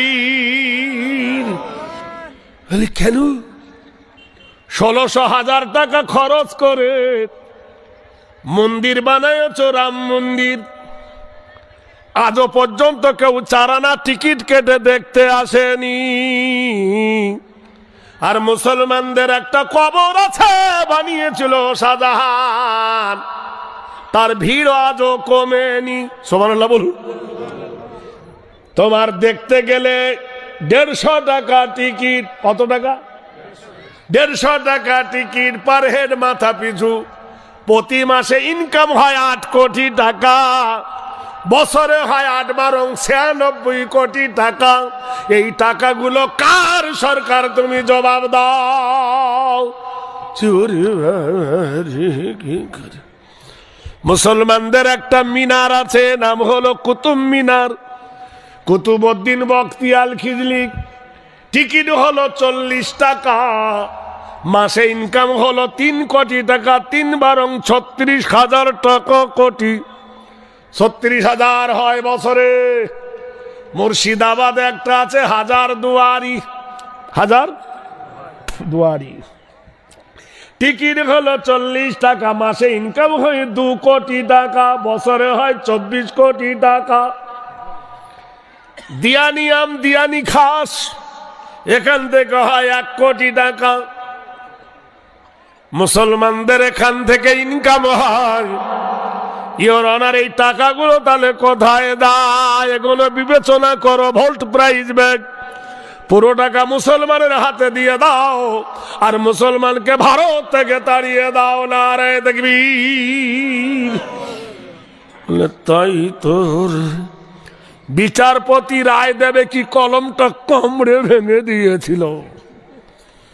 কাদেরকে ভারত থেকে তাড়াবো আর কাদের দানে ভারত চলে, একবার খবর নিয়ে দেখো। আমরা কারোর দয়া বাস করি না, দেশের জন্য ফাঁসির মঞ্চে প্রাণ দিয়েছি হেসে। ধর্মে মোদের হাত দিও না, জানাই অনুরোধ, নইলে মোরা রক্ত দিয়ে প্রতিরোধ। কম টু দ্য পয়েন্ট। বিশ্ব নবী জনাবে মুহাম্মদুর রাসূলুল্লাহ, জোরে বলুন সাল্লাল্লাহু আলাইহি ওয়াসাল্লাম, কিসের বিরুদ্ধে লেগেছিল? সুদ খেও না। আমাদের দেশে এখন সুদ খায় কিন্তু ছাড়ে না। নবী বলেছেন জেনা করো না, কোরআন বলেছেন লা তাকরাবুজ জিনা, ব্যভিচারী করো না। আমাদের মধ্যে অনেকেই ব্যভিচারী করে, ও ছাড়ে না। কোরআন বলেছে ওয়াল খামরু, মদ খেও না। আমাদের মধ্যে অনেক আছে মদখোরের বাপ ওর বেটাকে মদ খাওয়া ছাড়ায় না। এরকম আছে না নাই? জুম্মার মসজিদে প্রতিদিন খুতবা দিতে দিতে ইমামের গলা ছিঁড়ে যায়, গলা ছিঁড়ে দেয় চিল্লাতে চিল্লাতে। বলে ভাই মদ খেও না, সুদ খেও না। সরকার দেখলো হায় রে, ওয়াল মুমিনিনা ওয়াল মুমিনাত ওয়াল মুসলিমিনা ওয়াল মুসলিমাত, মোমেনকে নষ্ট করতে গেলে মোমেনাতকে নষ্ট করতে হবে। তাই মেয়েদের মধ্যে ধরিয়ে দিয়েছে বন্ধন। কি ধরিয়ে দিয়েছে? বন্ধন ব্যাংক। এদেশে আছে না নাই? আছে। এক নম্বর। দু নম্বর, ইমামকে 12টা বাজিয়ে দিয়েছে। ইমামকে বলছে তুই ইমাম ভাতা পাবি 3000। 3 নম্বর, মুয়াজ্জিনকে দিয়েছে তুই মুয়াজ্জিন ভাতা পাবি 1500। 4 নম্বর, মেয়েদেরকে ব্যবহার করেছে লক্ষ্মী ভান্ডার। কথা বুঝুন কি না? কি ভান্ডার? জোরে বলুন না। 4 নম্বর, 5 নম্বর বিপদ কেমন করে আসছে দেখো বন্ধু।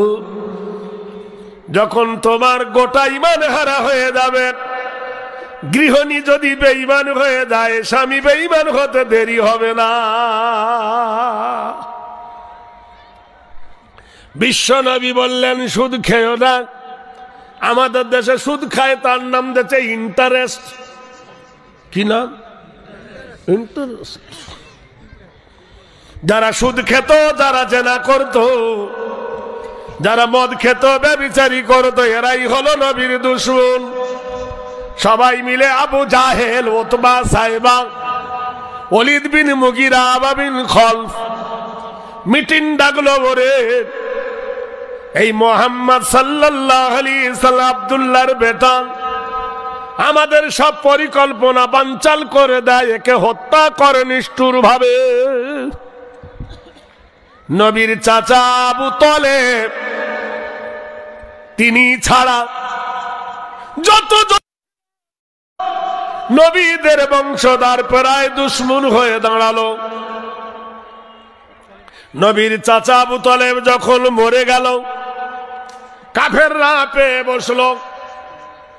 বিশেষ করে শত্রু হয়ে দাঁড়ালো আবু সুফিয়ান, শত্রু হয়ে দাঁড়ালো আবু লাহাব। সিদ্ধান্ত হলো আজকে রাতে মুহাম্মদ রাসূলকে হত্যা করা হবে। চতুর্দিকতে যখন ঘিরে রাখলো 65 জন যুবক, প্ল্যান মাফিক 65 জন যুবক নবীর চতুর্দিকে যখন ঘিরে রেখেছে, যেই নবী বার হবে, বুখারী শরীফের হাদিস, অমরি নবীকে নিষ্ঠুর ভাবে হত্যা করা হবে। মহান আল্লাহ জিবরিলকে পাঠালেন, জিবরিল যাও, ইন্না বাতশা রাব্বিকা লাশাদীদ ইন্নাহু হুয়া ইউবদি ওয়া ইউঈদ ওয়া হুয়াল গফুরুল ওয়াদুদ যুল আরশিল মাজিদ ফাআলুল লিমা ইউরিদ। জিবরিল এই নিশিরাতে অন্ধকারে আমার হাবিবকে সংবাদ দিয়ে দাও, এলান করে দাও, ডিক্লার দিয়ে দাও, এই নিশি অন্ধকারে স্বর্গদপি মা গরিয়সী জন্মভূমি জানিবে চ। তিনি যেন এই প্রিয় মক্কা ভূমি ছেড়ে যেন সিদ্ধান্ত নাই মদিনায় চলে যেতে আসিরে। গভীর রাতে নবী আমার জিবরিল আওয়াজ পেয়ে, এ ভাই তোরা পালাচ্ছিস? এ ভাই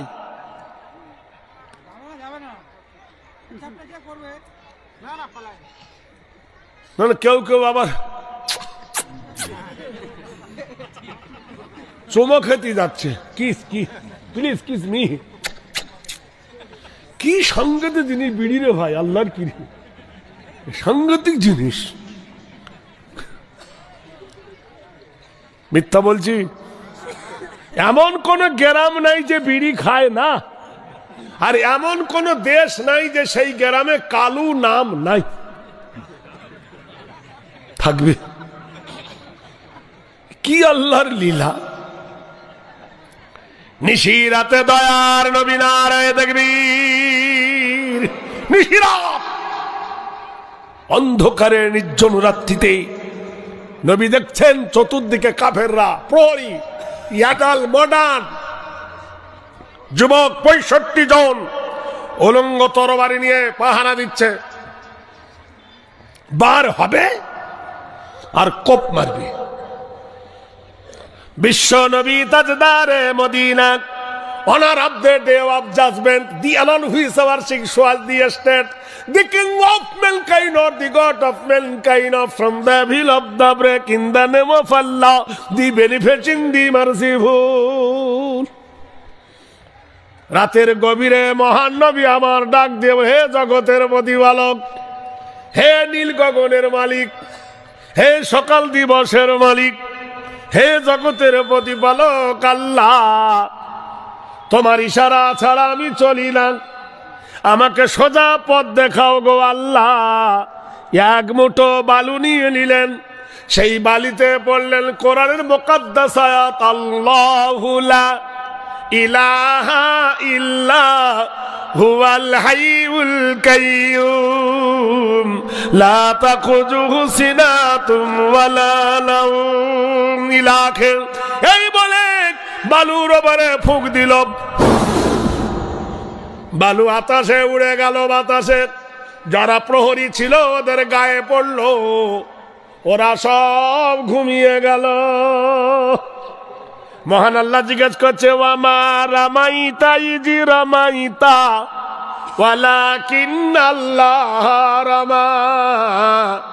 ও মুহাম্মদ আরবি, যখন রাতের গভীরে তুমি মক্কা থেকে মদিনায় হিজরত করো, কি পরিকল্পনা করছো আমায় বলো। নবী বললেন, প্রভু দয়াময়, আমি রাতের বেলা অন্ধকারে বালু নিয়েছিলাম এক মুঠো, সেই বালুতে কোরআনের মুকাদ্দাস আয়াত পড়েছিলাম, হে আমার প্রতিপালক, তাতে আমি ফুঁক দিয়ে উড়িয়ে দিয়েছিলাম। মহান আল্লাহ ডেকে বলছেন, হাবিবি গো, হাতটা ছিল তোমার, ও হাবিবি গো, মুখটা ছিল তোমার, ফুঁকটা ছিল তোমার, কুদরতটা ছিল, শক্তিটা ছিল তোমার আল্লাহ। আর আজকে ইসলামের শত্রুরা তারা বলে যে ইসলাম নারীর অধিকার আদায় করে নাই। নারীর অধিকার ইসলাম দেয় নাই তো কে দিয়েছে? আমার বন্ধুগণ, বিশ্বনবী জনাবে মুহাম্মদ রাসূলুল্লাহ সাল্লাল্লাহু আলাইহি ওয়াসাল্লাম মসজিদে নববীর ভিতরে বসে আছেন। এক বৃদ্ধা মহিলা মসজিদের মধ্যে প্রবেশ করলেন। হুজুর বৃদ্ধাকে দেখে দাঁড়ায় গেলেন, বিশ্বনবী বুড়ি মেয়ে লোককে দেখে দাঁড়ায় গেলেন। আল্লাহর নবী বুড়িকে দেখে দাঁড়ালেন। বুড়ি যখন কাছে এলেন, আল্লাহর নবী নিজের গায়ের চাদর বুড়ির জন্য বিছায়া দিলেন। বুড়ি বসলেন। এরপরে কথাবার্তা সারার পর বুড়ি যখন বিদায় হবেন, হুজুর আবার দাঁড়ালেন। বুড়ি মহিলা চলে গেলেন। সাহাবায়ে কেরাম বলেন, ইয়া রাসূলুল্লাহ, কিছুই বুঝলাম না, একজন বৃদ্ধা মহিলার জন্য বিশ্বনবী দাঁড়ান আর গায়ের চাদর বিছান, আমরা বড় আশ্চর্য হয়ে গেলাম। নবীজি বলেন, ও আমার সাহাবীরা, তোমরা জানো না, এই মহিলাকে চিনতে পারো নাই, আমি আমার মায়ের দুধ আমার জীবনে কিসমতে তেমন হয় নাই, আমি আমার মায়ের দুধ তেমন কিসমতে পাই নাই, যার বুকে দুধ খেয়ে যার কোলে কাখে চড়ে আমি বড় হয়েছি, আমার সেই দুধ মা ইনি হযরতে হালিমাতুস সাদিয়া, আর সেই দুধ মা। রাসূলুল্লাহ নিজে সম্মান দিয়েছেন মায়ের। খবরদার, মাকে অসম্মান করবেন না, মাকে সম্মান করবেন, মাকে শ্রদ্ধা করবেন। আমার বন্ধুগণ, আলেম ওলামা পীর বুজুর্গদের জন্য হাদিয়া তো দেন, আপনারা কোনো নিষেধ নাই, দেন। হাদিয়া দেওয়াও সুন্নত, নেওয়াও সুন্নত, দিবেন, আমি কোনো নিষেধ করি না। কিন্তু আমি বলতে চাই, পীর বুজুর্গদের কাছে আলেম ওলামাদের কাছে হাদিয়া দিয়া আল্লাহরে যত না খুশি করতে পারবেন, এই ডালিম বেদানার মৌসুমে বেদানা একটা ভেঙে নিজ হাতে যদি মায়ের মুখে তুলে দেন, আল্লাহর আরশ খুশি হয়ে যাবে, আল্লাহর আরশ আজিম খুশি হয়ে যাবে, আল্লাহ পাক খুশি হয়ে যাবেন। মায়েরে খাওয়াও, বাপকে খাওয়াও, তোমার সবচেয়ে বড় পীর তিনি। সুবহানাল্লাহ, সুবহানাল্লাহ। মা বাপ যদি একটু দোয়া করে দেয়, তোমার জিন্দেগির কাম শেষ। একটু বদদোয়া করলে জাহান্নামে যাবা। কোন পিসাব বদদোয়া করলে জাহান্নামে যাবে এমন কথা নয়, কোন মওলানা বদদোয়া করলে দোজখে যাবে এমন কথা নয়। রাসূল বলেছেন, হুমা জান্নাতুকা ওয়া নারুকা। মা বাপ তোমার বেহেশত, মা বাপ তোমার জাহান্নাম। মা বাপ যদি অসন্তুষ্ট হয় দোজখে যাবি, আর মা বাপ যদি খুশি আল্লাহর জান্নাতে চলে যাবে। সুবহানাল্লাহ, সুবহানাল্লাহ, সুবহানাল্লাহ। মায়ের পায়ের তলে তোর বেহেশত। আমরা পুরুষ, আমাদের গত বছর বলেছি, আমরা পুরুষ, আমাদের পায়ের তলে জুতা। আমাদের পায়ের তলে কি? শুধু জুতা। আর আমার মা, আমার মায়ের জাতি যারা এই প্যান্ডেলে বসে আছেন, আমার মায়েরা বোনেরা, মায়ের জাতি যারা পৃথিবীতে, মায়ের জাতির পায়ের তলে আল্লাহর বেহেশত। সুবহানাল্লাহ। নারীর মর্যাদা ইসলাম দেয় নাই, কে দিয়েছে? আল্লাহ দিয়েছেন, আল্লাহর রাসূল দিয়েছেন। আমার বন্ধুগণ, হযরত বাইজিদ বুস্তামি, ছোট্ট বাচ্চা ছেলে, গভীর রাত্রে মা অসুস্থ, পানির পিপাসায় জেগে উঠেছেন। বাবারে পিপাসায় শেষ হয়ে গেলাম, পানি দাও। ছেলে ঘরের ভিতরে পানি না পেয়ে বাইরে দৌড়াদৌড়ি করলেন। অনেক দূর থেকে পানি নিয়ে এসে দেখেন মা ঘুমায় গেছেন। পানি নিয়ে দাঁড়ানো, পৌষ মাস, মাঘ মাসের শীতের রাত, ফজরের সময় মায়ের ঘুম ভেঙে গেল। তাকিয়ে দেখেন বাইজিদ দাঁড়ানো, হাতে পানি থরথর করে কাঁপছে। জিজ্ঞাসা করে, বাইজিদ তুমি দাঁড়ানো কেন? ছোট্ট বাচ্চা বলে, মা পানি চেয়েছিলে তুমি গভীর রাত্রে, পানি ঘরে ছিল না, অনেক দূর থেকে আনতে হয়েছে। মা বলছে, ঘুমাও নাই কেন গ্লাস থুইয়া? বাচ্চা বলে, ঘুমাই নাই, তুমি যদি আবার পানি চাও সময় মতো যদি দিতে না পারি, মা তোমার কষ্ট হবে, এই জন্য ফজর পর্যন্ত আমি দাঁড়ায় আছি, কখন তুমি পানি চাও। মা হাতের থেকে পানি নিয়ে পান করলেন। বাইজিদকে বিছানার উপরে আরাম করে কম্বল দিয়ে ঘুম পড়াইয়া দিলেন। হযরত বাইজিদের মা উযু করে ফজরের নামাজ পড়ে সিজদায় চলে গেলেন। চিৎকার মেরে কেঁদে বলেন, আমার রব, আমার আল্লাহ, আমি আমার বাইজিদের মা, আমি মা হয়ে বাইজিদের জন্য দোয়া করি। বাইজিদ আমার জন্য আজকে যা করেছে, আমি মা, আমার কলিজা ঠান্ডা হয়ে গেছে। কষ্ট দিবেন না, জায়েজ নাই। মুসলমানদেরকে কষ্ট দেওয়া কবিরা গুনাহ। বুঝতে পেরেছেন? যে যেখানে দাঁড়িয়েছে, আপনারা বসা মানুষেরা তাদেরকে বসায় দেন। সুতরাং এই কালেমার দাওয়াত যখন হযরতে মূসা আলাইহিস সালাম দিলেন, ফিরআউন বলল, আমি তো জানি না যে আমি ছাড়া আরো কোন ইলাহ আছে, আইনদাতা তো আমি, তুমি নতুন কোথা থেকে আইনদাতা নিয়ে আসছো? ফিরআউন বলছে, দেখো আমারে বাদ দিয়া যদি অন্য কাউকে ইলাহ বলে তুমি মানো, আর সেই শিক্ষা যদি যে জাতিকে দাও, তাহলে আমি তোমাকে ধরে লাআজআলান্নাকা মিনাল মাসজুনিন, আমি তোমাকে কারারুদ্ধ করব, আমি তোমাকে জেলখানায় ঢুকিয়ে দেব। রাষ্ট্রশক্তি প্রথম বাধা দিল কারা? বলেন সবাই। সেই বাধা কি ওখানে শেষ হয়েছে না এখনো আছে? আছে কিনা জোরে বলেন। আমি তোমাকে জেলখানায় ঢুকাবো। হযরত মূসা আলাইহিস সালাম বলেন, ফিরআউন রে, জেলের ভয় আমি করি না, আমাকে জেলের ভয় দেখায় লাভ নাই, আমি আল্লাহ পাকের পয়গম্বর হযরতে মূসা আলাইহিস সালাম। ফিরআউনের দলবল আছে, লোক লস্কর আছে, তার অস্ত্রের অভাব নাই। আল্লাহ রাব্বুল আলামিন মূসা আলাইহিস সালামের কাছে একটা অস্ত্র দিয়া দিলেন। দিছিলেন কিনা? দিছিলেন কিনা? আল্লাহ পাক হযরত মূসাকে বলেছেন, ওয়া মা তিলকা বিয়ামিনিকা ইয়া মূসা, মূসা রে তোমার হাতে ওটা কি? মূসা আলাইহিস সালাম বললেন, এটা লাঠি। আল্লাহ পাক বললেন, ফেলে দাও লাঠি। লাঠি ফালায় দিলেন। কি হয়ে গেল? হিয়া হাইয়াতুন তাসআ, লাঠি হয়ে গেল। এখন লাঠি পড়ে সাপ হয়ে গেল। সাপ দেখে নবী হোক, ওলি হোক, সাহাবী হোক আর আলেম হোক, সাপ দেখলে ভয় করে না মানুষের? মূসা আলাইহিস সালাম ভয় পেয়েছে।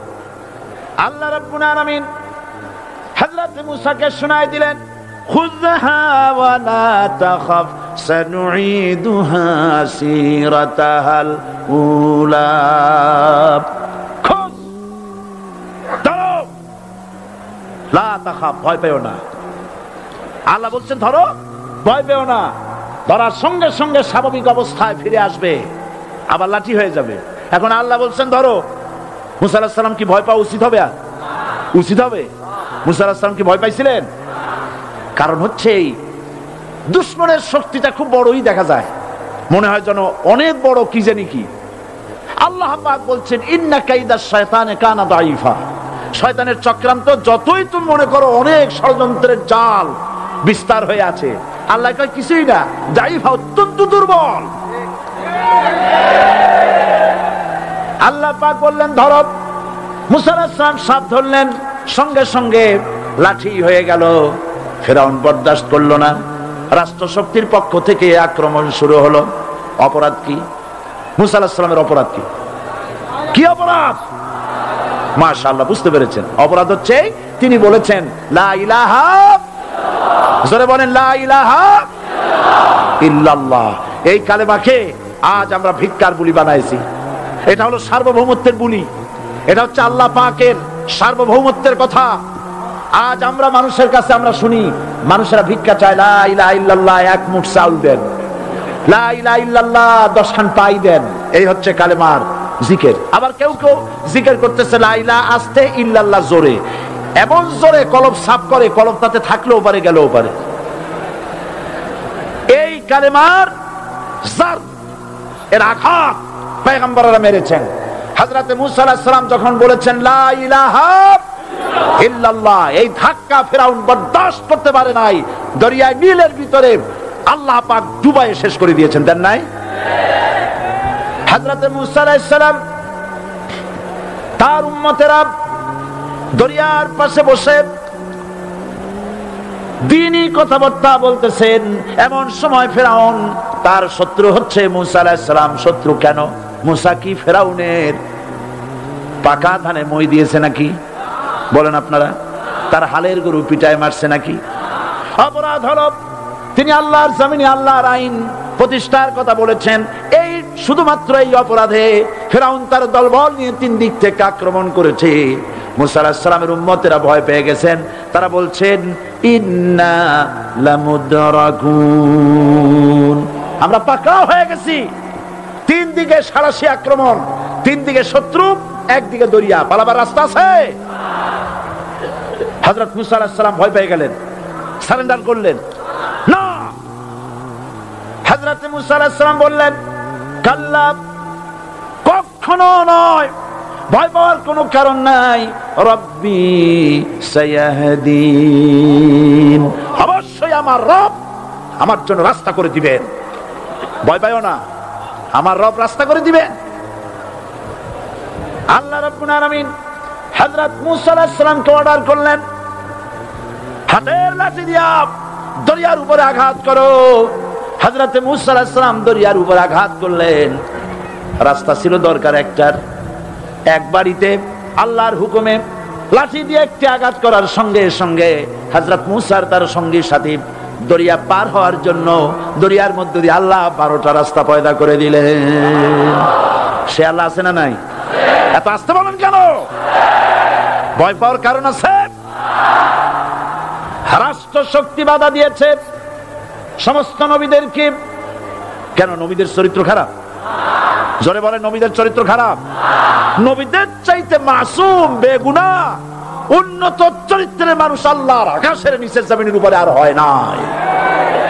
তোমরা যে সামনে তাদের পিছনে দৌড়াও, অমুকের সৈনিক, নেতা নেতা করে মরো, এইসব নেতা যাদের পিছনে দৌড়াও, এই নেতাগুলি, আমি জিজ্ঞেস করি আপনাদেরকে, এই নেতাগুলি জীবনে একবারও জেনা করে নাই। এ ব্যাপারে অনুসারীরা আপনারা কি নিশ্চিত? মিথ্যা কথা জীবনেও কয় নাই, প্রতারণা করে নাই, ঠাট্টা করে নাই, বিদ্রুপ করে নাই, মদ খায় নাই, মানুষ হত্যা করে নাই। কিসের নেতা? নেতা হচ্ছেন সেই ব্যক্তি যিনি বলেছেন, ও আমার স্ত্রীরা, ও আমার সাহাবীরা, রাতের আধারে আমার মধ্যে যা আচরণ দেখতে পাও, দিনের আলোতে আমার মধ্যে যা দেখতে পাও, সবগুলি খুলে খুলে মানুষের কাছে বলে দাও। তার নাম বিশ্বনবী মুহাম্মদ রাসূলুল্লাহ সাল্লাল্লাহু আলাইহি ওয়াসাল্লাম।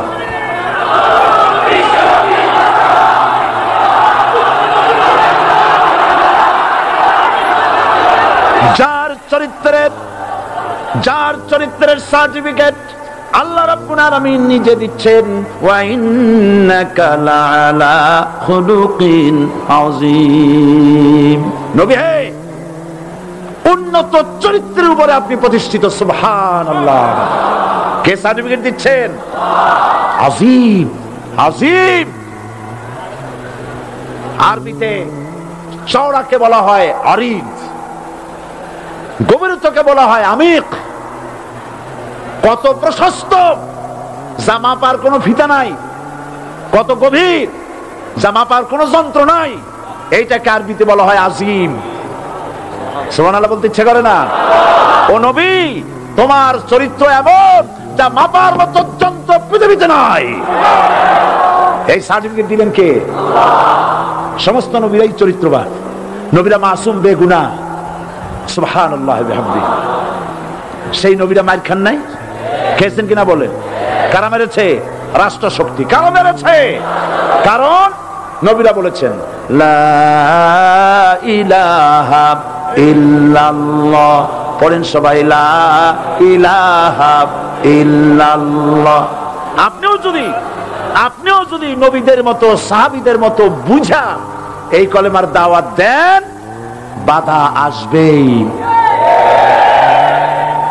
বোঝাবুঝির ব্যাপার, বুঝতেই সারলো। কত মাহফিল হয় বাংলাদেশে, হয় না? কোনো বাধা নাই, ঠিক কিনা?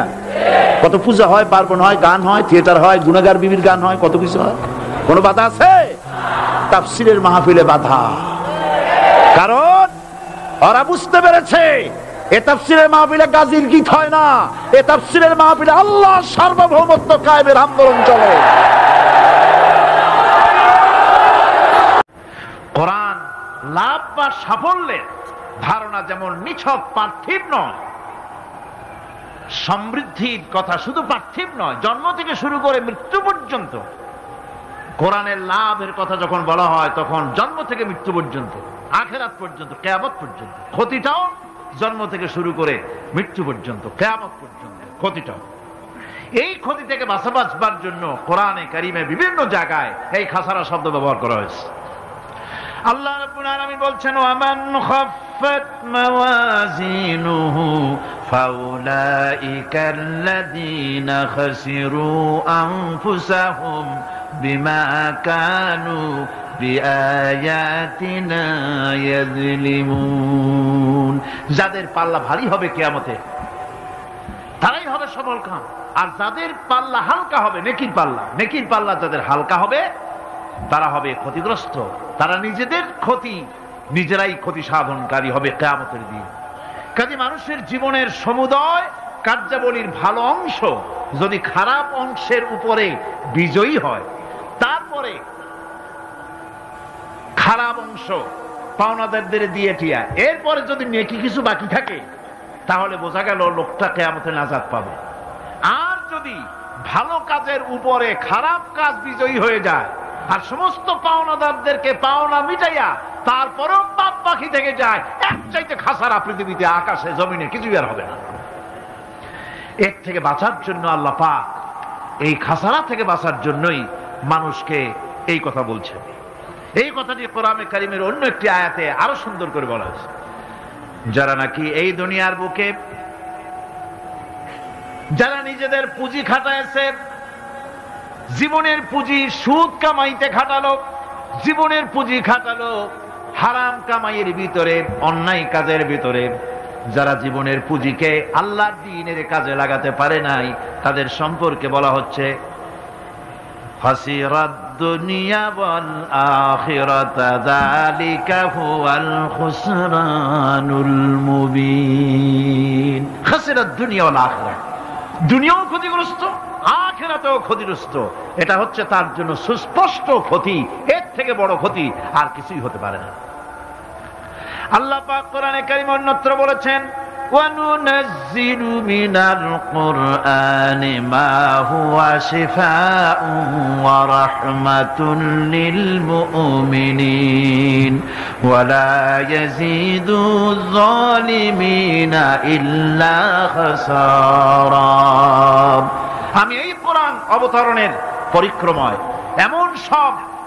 এমন সব বিষয় অবতীর্ণ করেছি যা মুমিনদের জন্য নিরাময় এবং তাদের জন্য রহমত, আর জালিমদের জন্য ক্ষতি ছাড়া আর কিছুই বৃদ্ধি পায় না। জালিমদের জন্য ক্ষতি বৃদ্ধি পায়, আর যারা মুমিন তাদের জন্য এর মধ্যে নিরাময় আছে, এর মধ্যে রহমত আছে। অর্থাৎ যারা এই কোরআনকে যারা নিজেদের আইনের কিতাব হিসাবে গ্রহণ করেছে, কোরআনকে তাবিজের কিতাব হিসাবে নয়, ধর্মীয় কিতাব হিসাবে নয়, কোরআন সংবিধান। কোরআন কি? কোরআনকে যারা সংবিধান হিসাবে মেনে নিয়েছে, কোরআনকে যারা সংবিধান হিসাবে গ্রহণ করলো, ব্যক্তি, পরিবার, সমাজ, রাষ্ট্রে তাদের যাবতীয় মানসিক, বুদ্ধিবৃত্তিক, নৈতিক, তামাদ্দুনিক রোগের নিরাময় হবে, এর দ্বারা শান্তি হবে। কিন্তু যেসব জালিম এই কোরআনকে প্রত্যাখ্যান করেছি, কোরআনকে যারা মৌলবাদীদের কিতাব বলে, কোরআনের কথা বললে মৌলবাদ বলে গাল দেয়, তারা তাদের কপালকে পোড়াইয়া ছাই বানাইয়া দিছে, তাদের কপাল ভস্মীভূত করে দিয়েছে। আমার দেশে, এই দেশটা কি মুসলমান বেশি না অন্য জাতি বেশি? কোন? জোরে কোন? মুসলমান সবচেয়ে। খুব লক্ষ্য করে শোনেন, এই দেশে সবচেয়ে মুসলমান বেশি, ইন্দোনেশিয়ার পরে। পৃথিবীর দ্বিতীয় বৃহত্তম মুসলিম দেশ হলো কোনটা? বাংলাদেশ। এই দেশে ইসলামরে যত গালি দেওয়া হয়েছে, কোরআনকে যত গালি দেওয়া হয়েছে, আলেমদেরকে যত গালি দেওয়া হয়েছে, রাসূলুল্লাহকে যত গালি দেওয়া হয়েছে, ইসলামী আদর্শকে যত গালি দেওয়া হয়েছে, পৃথিবীতে কোন দেশে এইভাবে ইসলামকে গালি দেওয়া কোথাও হয় নাই। এমনকি আমেরিকার মতো দেশে, ইংল্যান্ডের মতো দেশেও কোরআনের বিরুদ্ধে এত কথা কেউ বলতে সাহস পাবে না, ইসলামের বিরুদ্ধে কথা বলতে সাহস পাবে না, যেহেতু মুসলমানেরা সেখানে পাল্টা আক্রমণ করবে। আজ আমার দেশে মুসলমানের ঘরের সন্তান হইয়া ইসলামের বিরুদ্ধে তারা বক্তব্য রাখে।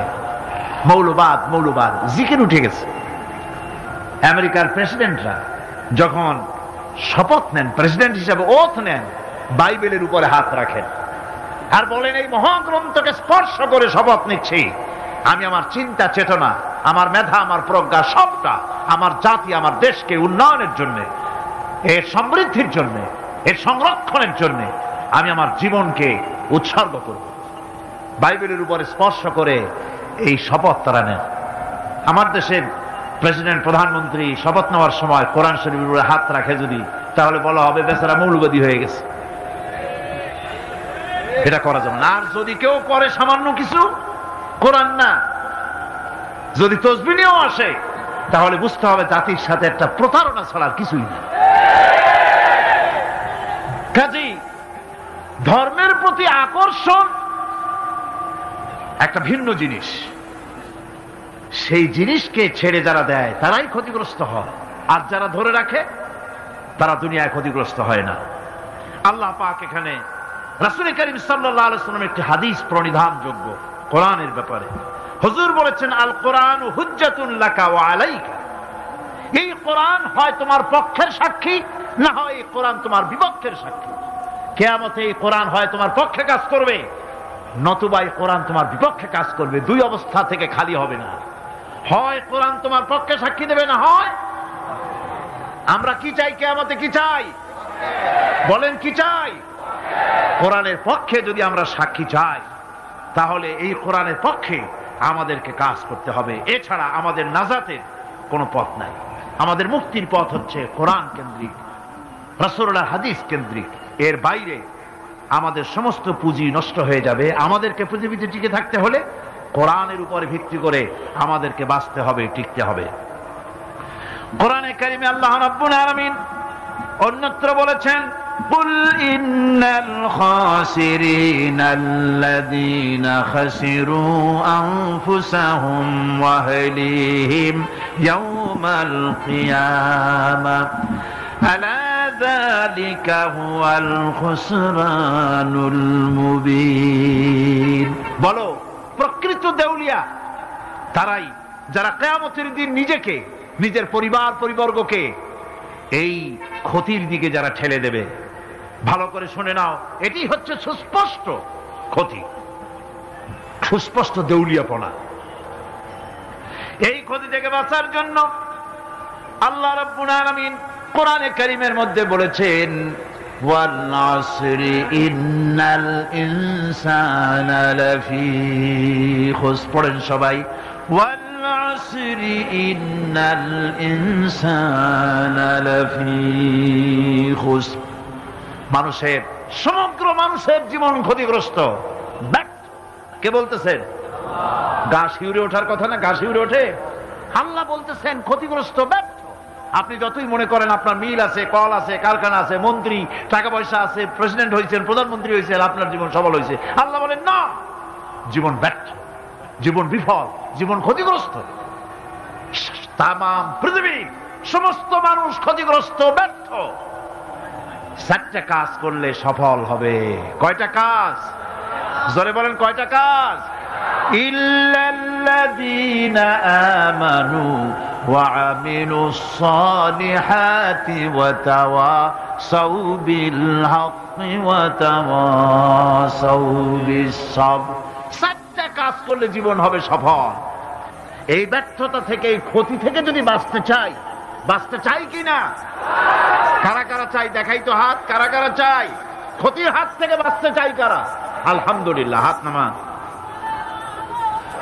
ক্ষতির হাত থেকে যারা বাঁচতে চান, আল্লাহ রাব্বুল আলামিন তাদের জন্য ফর্মুলা পেশ করেছেন, ইল্লাল্লাযীনা আমানু ওয়া আমিলুস সালিহাতি ওয়া তাওয়াসাউ বিল হাক্কি ওয়া তাওয়াসাউ বিস সাবর।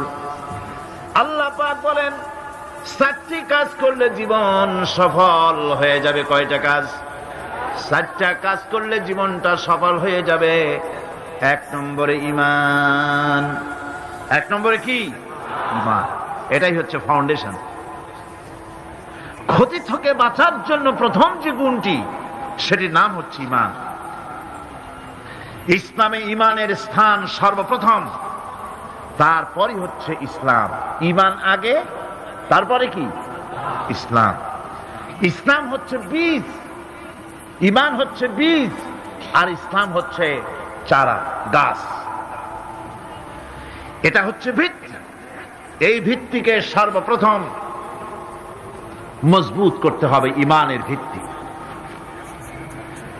ঈমানের ভিত্তি দুনিয়ায় ঈমানের আহ্বান জানাবার জন্যই আল্লাহ রাব্বুল আলামিন সমস্ত নবী এবং রাসূলদেরকে পৃথিবীতে পাঠিয়েছেন ঈমানের আহ্বানের জন্য। দুনিয়ার সমস্ত নবীদের দাওয়াত ছিল ঈমানের দাওয়াত। কিসের দাওয়াত? এই ঈমানের দাবিটা আসছে, এই দাওয়াতটা এসেছে আল্লাহর কাছ থেকে। কার কাছ থেকে?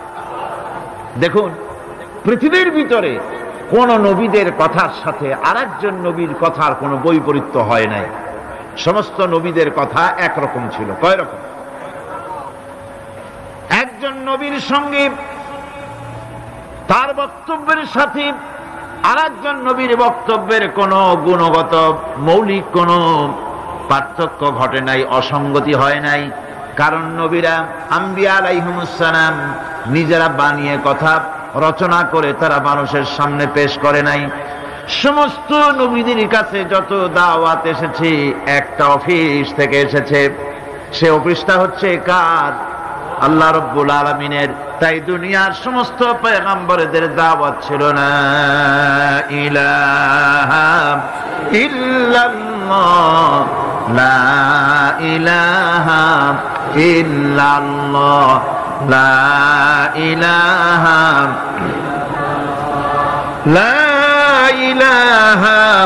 ইল্লাল্লাহু মুহাম্মাদুর রাসূলুল্লাহ। এটাই ছিল সমস্ত নবীদের দাওয়াত। কোরআনে কারীম তার ধারক এবং বাহক সম্পর্কে বলে যে তিনি যে দাওয়াত দিয়েছেন সে দাওয়াতটা হলো ঈমানের দাওয়াত। আমাদের নবী তিনি এসে যে দাওয়াত দিয়েছেন সে দাওয়াতটা কিসের? কোরআনে কারীম বলছি রব্বানা ইন্নানা সামি'না মুনাদিয়ান ইউনাদি লিল ঈমান। হে আমাদের রব, নিশ্চয়ই আমরা এমন একজন আহ্বায়কের আহ্বান শুনেছি যিনি আমাদেরকে ঈমানের দাওয়াত দিয়েছেন। এমন কোন পয়গম্বর নাই দুনিয়ায় যিনি ঈমানের দাওয়াত দেন নাই। সকলেই ঈমানের দাওয়াত মানুষের সামনে, বিশ্ববাসীর সামনে পেশ করেছেন। কোরআনে হাকিম স্পষ্ট একটা সীমারেখা দুনিয়ার মানুষের সামনে পেশ করে পৃথিবীর মানুষগুলিকে দুটি শ্রেণীতে বিভক্ত করে দিয়েছে। একটি হচ্ছে ঈমান পোষণকারী, আরেকটি হচ্ছে অবিশ্বাসী। একটা ঈমান পোষণকারী আর একটা অবিশ্বাসী। ঈমান পোষণকারীরা সত্যশ্রয়ী, তারা হচ্ছে জ্ঞান এবং নূরের সম্পদে সমৃদ্ধ। আর দ্বিতীয় দলটি হচ্ছে কাফের, জালিম, মূর্খ। তারা হেদায়েতের রাস্তা তাদের জন্য অবরুদ্ধ। কোরআনে কারীম এই দুইটি দল সম্পর্কে উল্লেখ করতেছেন মাসালুল ফারিকাইনি কাল আ'মা ওয়াল আসাম্মি ওয়াল বাসীরি ওয়াস সামিম হাল ইয়াস্তাবিয়ানি মাসালান আফালা। কোরআন শরীফ বলছে হাল ইয়াস্তাবিয়ানি মাসালান আফালা তাযাক্কারুন। দুইটি শ্রেণীতে আল্লাহ পাক ভাগ করে দিয়েছেন। একটা শ্রেণী হচ্ছে অন্ধ, বোবা, বধির। আরেকটি যারা শুনতে পায়, চোখে দেখতে পায়।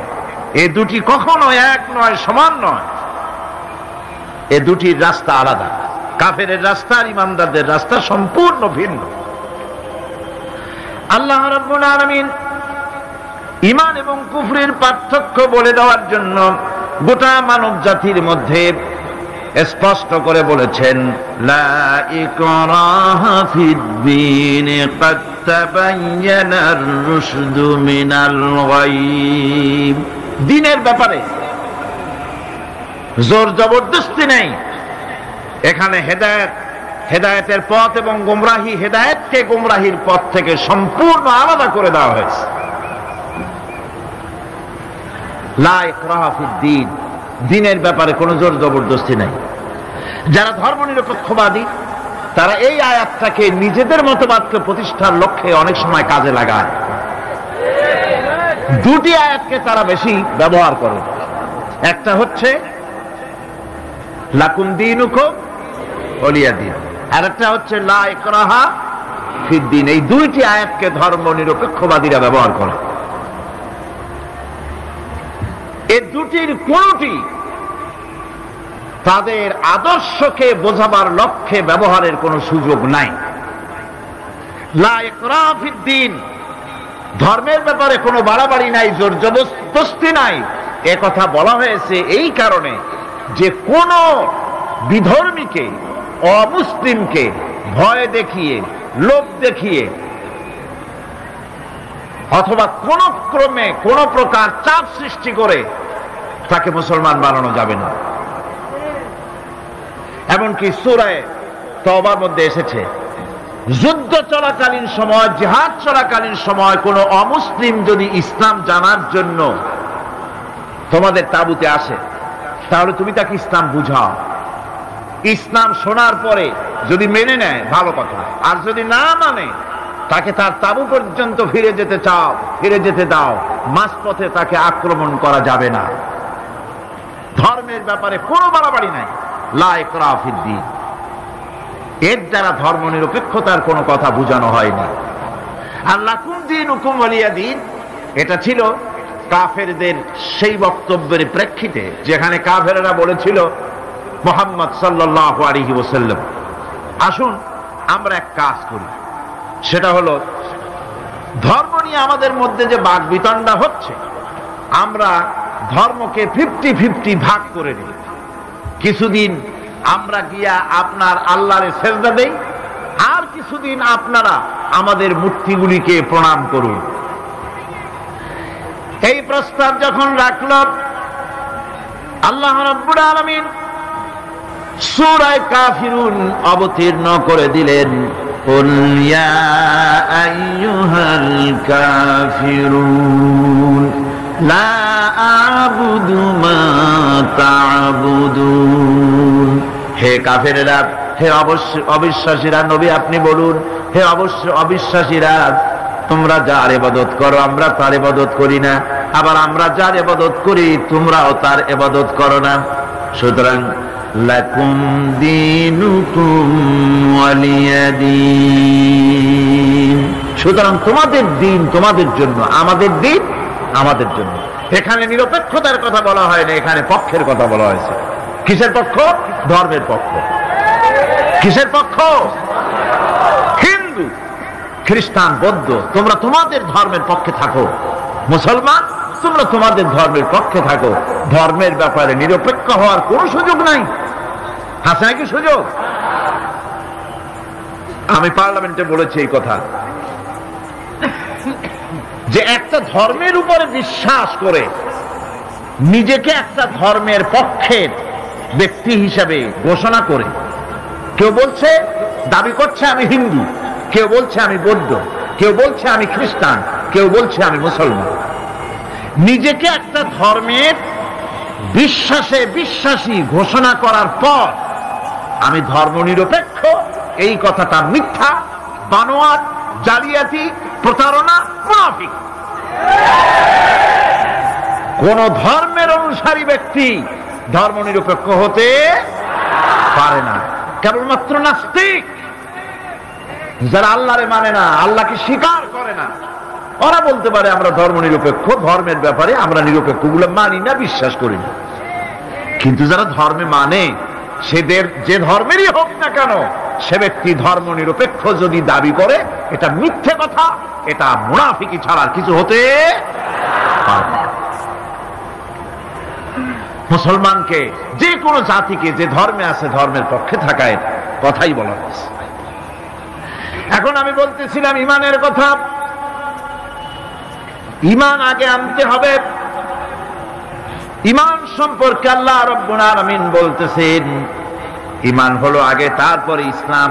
আবার ইমান আনার আগে আবার কুফরি একটা শব্দ আছে, সেটা হলো ফামান ইয়াকফুর বিত্তাগুতি ওয়া ইউমিন বিল্লাহি ফাকাদ ইসতামসাকা বিল উরওয়াতিল উসকা লা ইনফিসামা লাহা ওয়াল্লাহু সামিউন আলীম।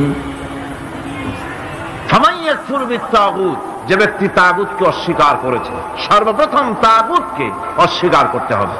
ওয়া ইউমিন বিল্লাহ, আর এরপরে আল্লাহর উপরে যে ঈমান। আমার বন্ধুগণ, কোরআনে কারীমে রব্বুল আলামিন বলেন, ফাআনজালাল্লাহু সাকিনাতাহু আলাইহি ওয়া আইয়াদাহু বিজুনুদিন লাম তারাওহা। আল্লাহ পাক তার মনের মধ্যে গভীর প্রশান্তি এবং স্বস্তি দান করলেন, আর এমন সৈন্য দিয়ে সাহায্য করলেন যে সৈন্যদেরকে তোমরা দেখতে পাও না। এভাবে করে রব্বুল আলামিন মুমিনদের বিপদে আপদে মুসিবতে সব সময় আল্লাহ পাক মুসলমানদেরকে সাহায্য করেছেন। জোরে বলেন সুবহানাল্লাহ। মুমিনদের সাহায্যকারী আল্লাহ। তাই ইসলামী আন্দোলনের সাথে যারা আছে, যারা কর্মী, যারা নেতা, যারা মুমিন, যারা ঈমানদার, মেঘের মতো প্রচন্ড কালো মেঘ হয়ে চতুর্দিক থেকে অন্ধকারের মতো সে এসেছে বিপদ, কোনো বিপদ না। আল্লাহ পাক সাহায্যকারী। কে সাহায্যকারী? জোরে বলেন, সাহায্যকারী কে? আল্লাহ সুবহানাহু ওয়া তাআলা, তিনি সাহায্যকারী, ভয় নাই। আল্লাহ পাকের উপর ঈমান আনলে পরে কলিজার ভিতরে দুর্জয় সাহসের সৃষ্টি হয়ে যায়, কোনো ভয় অন্তঃকরণে তার থাকে না। আল্লাহ পাক সাহায্য করেন। আর আল্লাহর উপরে ঈমান আনলে পরে রব্বুল আলামিন বলেছেন, ইয়া আইয়ুহাল্লাযীনা আমানু হাল আদুল্লুকুম আলা তিজারাতিন তুনজিকুম মিন আযাবিন আলীম। এমন একটা ব্যবসার কথা কি বলবো না, যে ব্যবসায় তোমাদেরকে জাহান্নামের আযাব থেকে বাঁচায় দেবে। তার প্রথম কাজই হলো আল্লাহর প্রতি ঈমান আনা। ঈমান আনলে পরে এই সমস্ত গুণ তৈরি হয়ে যায়। আর ঈমানে সবচাইতে উপকৃত হয় সমাজের লোকেরা, রাষ্ট্রের লোকেরা, পরিবারের লোকেরা, দেশের মানুষ উপকৃত হয় মুমিনদের দিয়ে ঈমানের কারণে। তার কারণ হলো একজন মুমিন, একজন ব্যক্তি যখন ঈমানদার হয়, মুমিন হয়ে যায়, আল্লাহর প্রতি যখন প্রগাঢ় বিশ্বাস তার এসে যায়, তখন সেই ব্যক্তি নৈতিকতার মান তার বেড়ে যায়। জোরে বলেন সুবহানাল্লাহ। নৈতিক চরিত্রের উপরে সে প্রতিষ্ঠিত হয়, সে মিথ্যা বলতে সাহস পায় না। মুমিন ব্যক্তি মিথ্যা বলতে সাহস পায়? পায় না। কেন পায় না? মিথ্যা বলতে সাহস পায় না, ঠকাতে সাহস পায় না, ওজনে কম দিতে সাহস পায় না, শয়তানি বদমাশি করতে সাহস পায় না। তার কারণ হলো আল্লাহ পাক বলে দিয়েছেন, মুমিন কোরআনের ভিতরে পড়েছে, ইয ইয়াতালাক্কাল মুতালাক্কিয়ানি আনিল ইয়ামিনি ওয়া আনিশ শিমালি কাঈদ। দুজন নিয়ন্ত্রণকারী ফেরেশতা তোমার ডানে এবং বামে বসে বসে তোমাকে নিয়ন্ত্রণ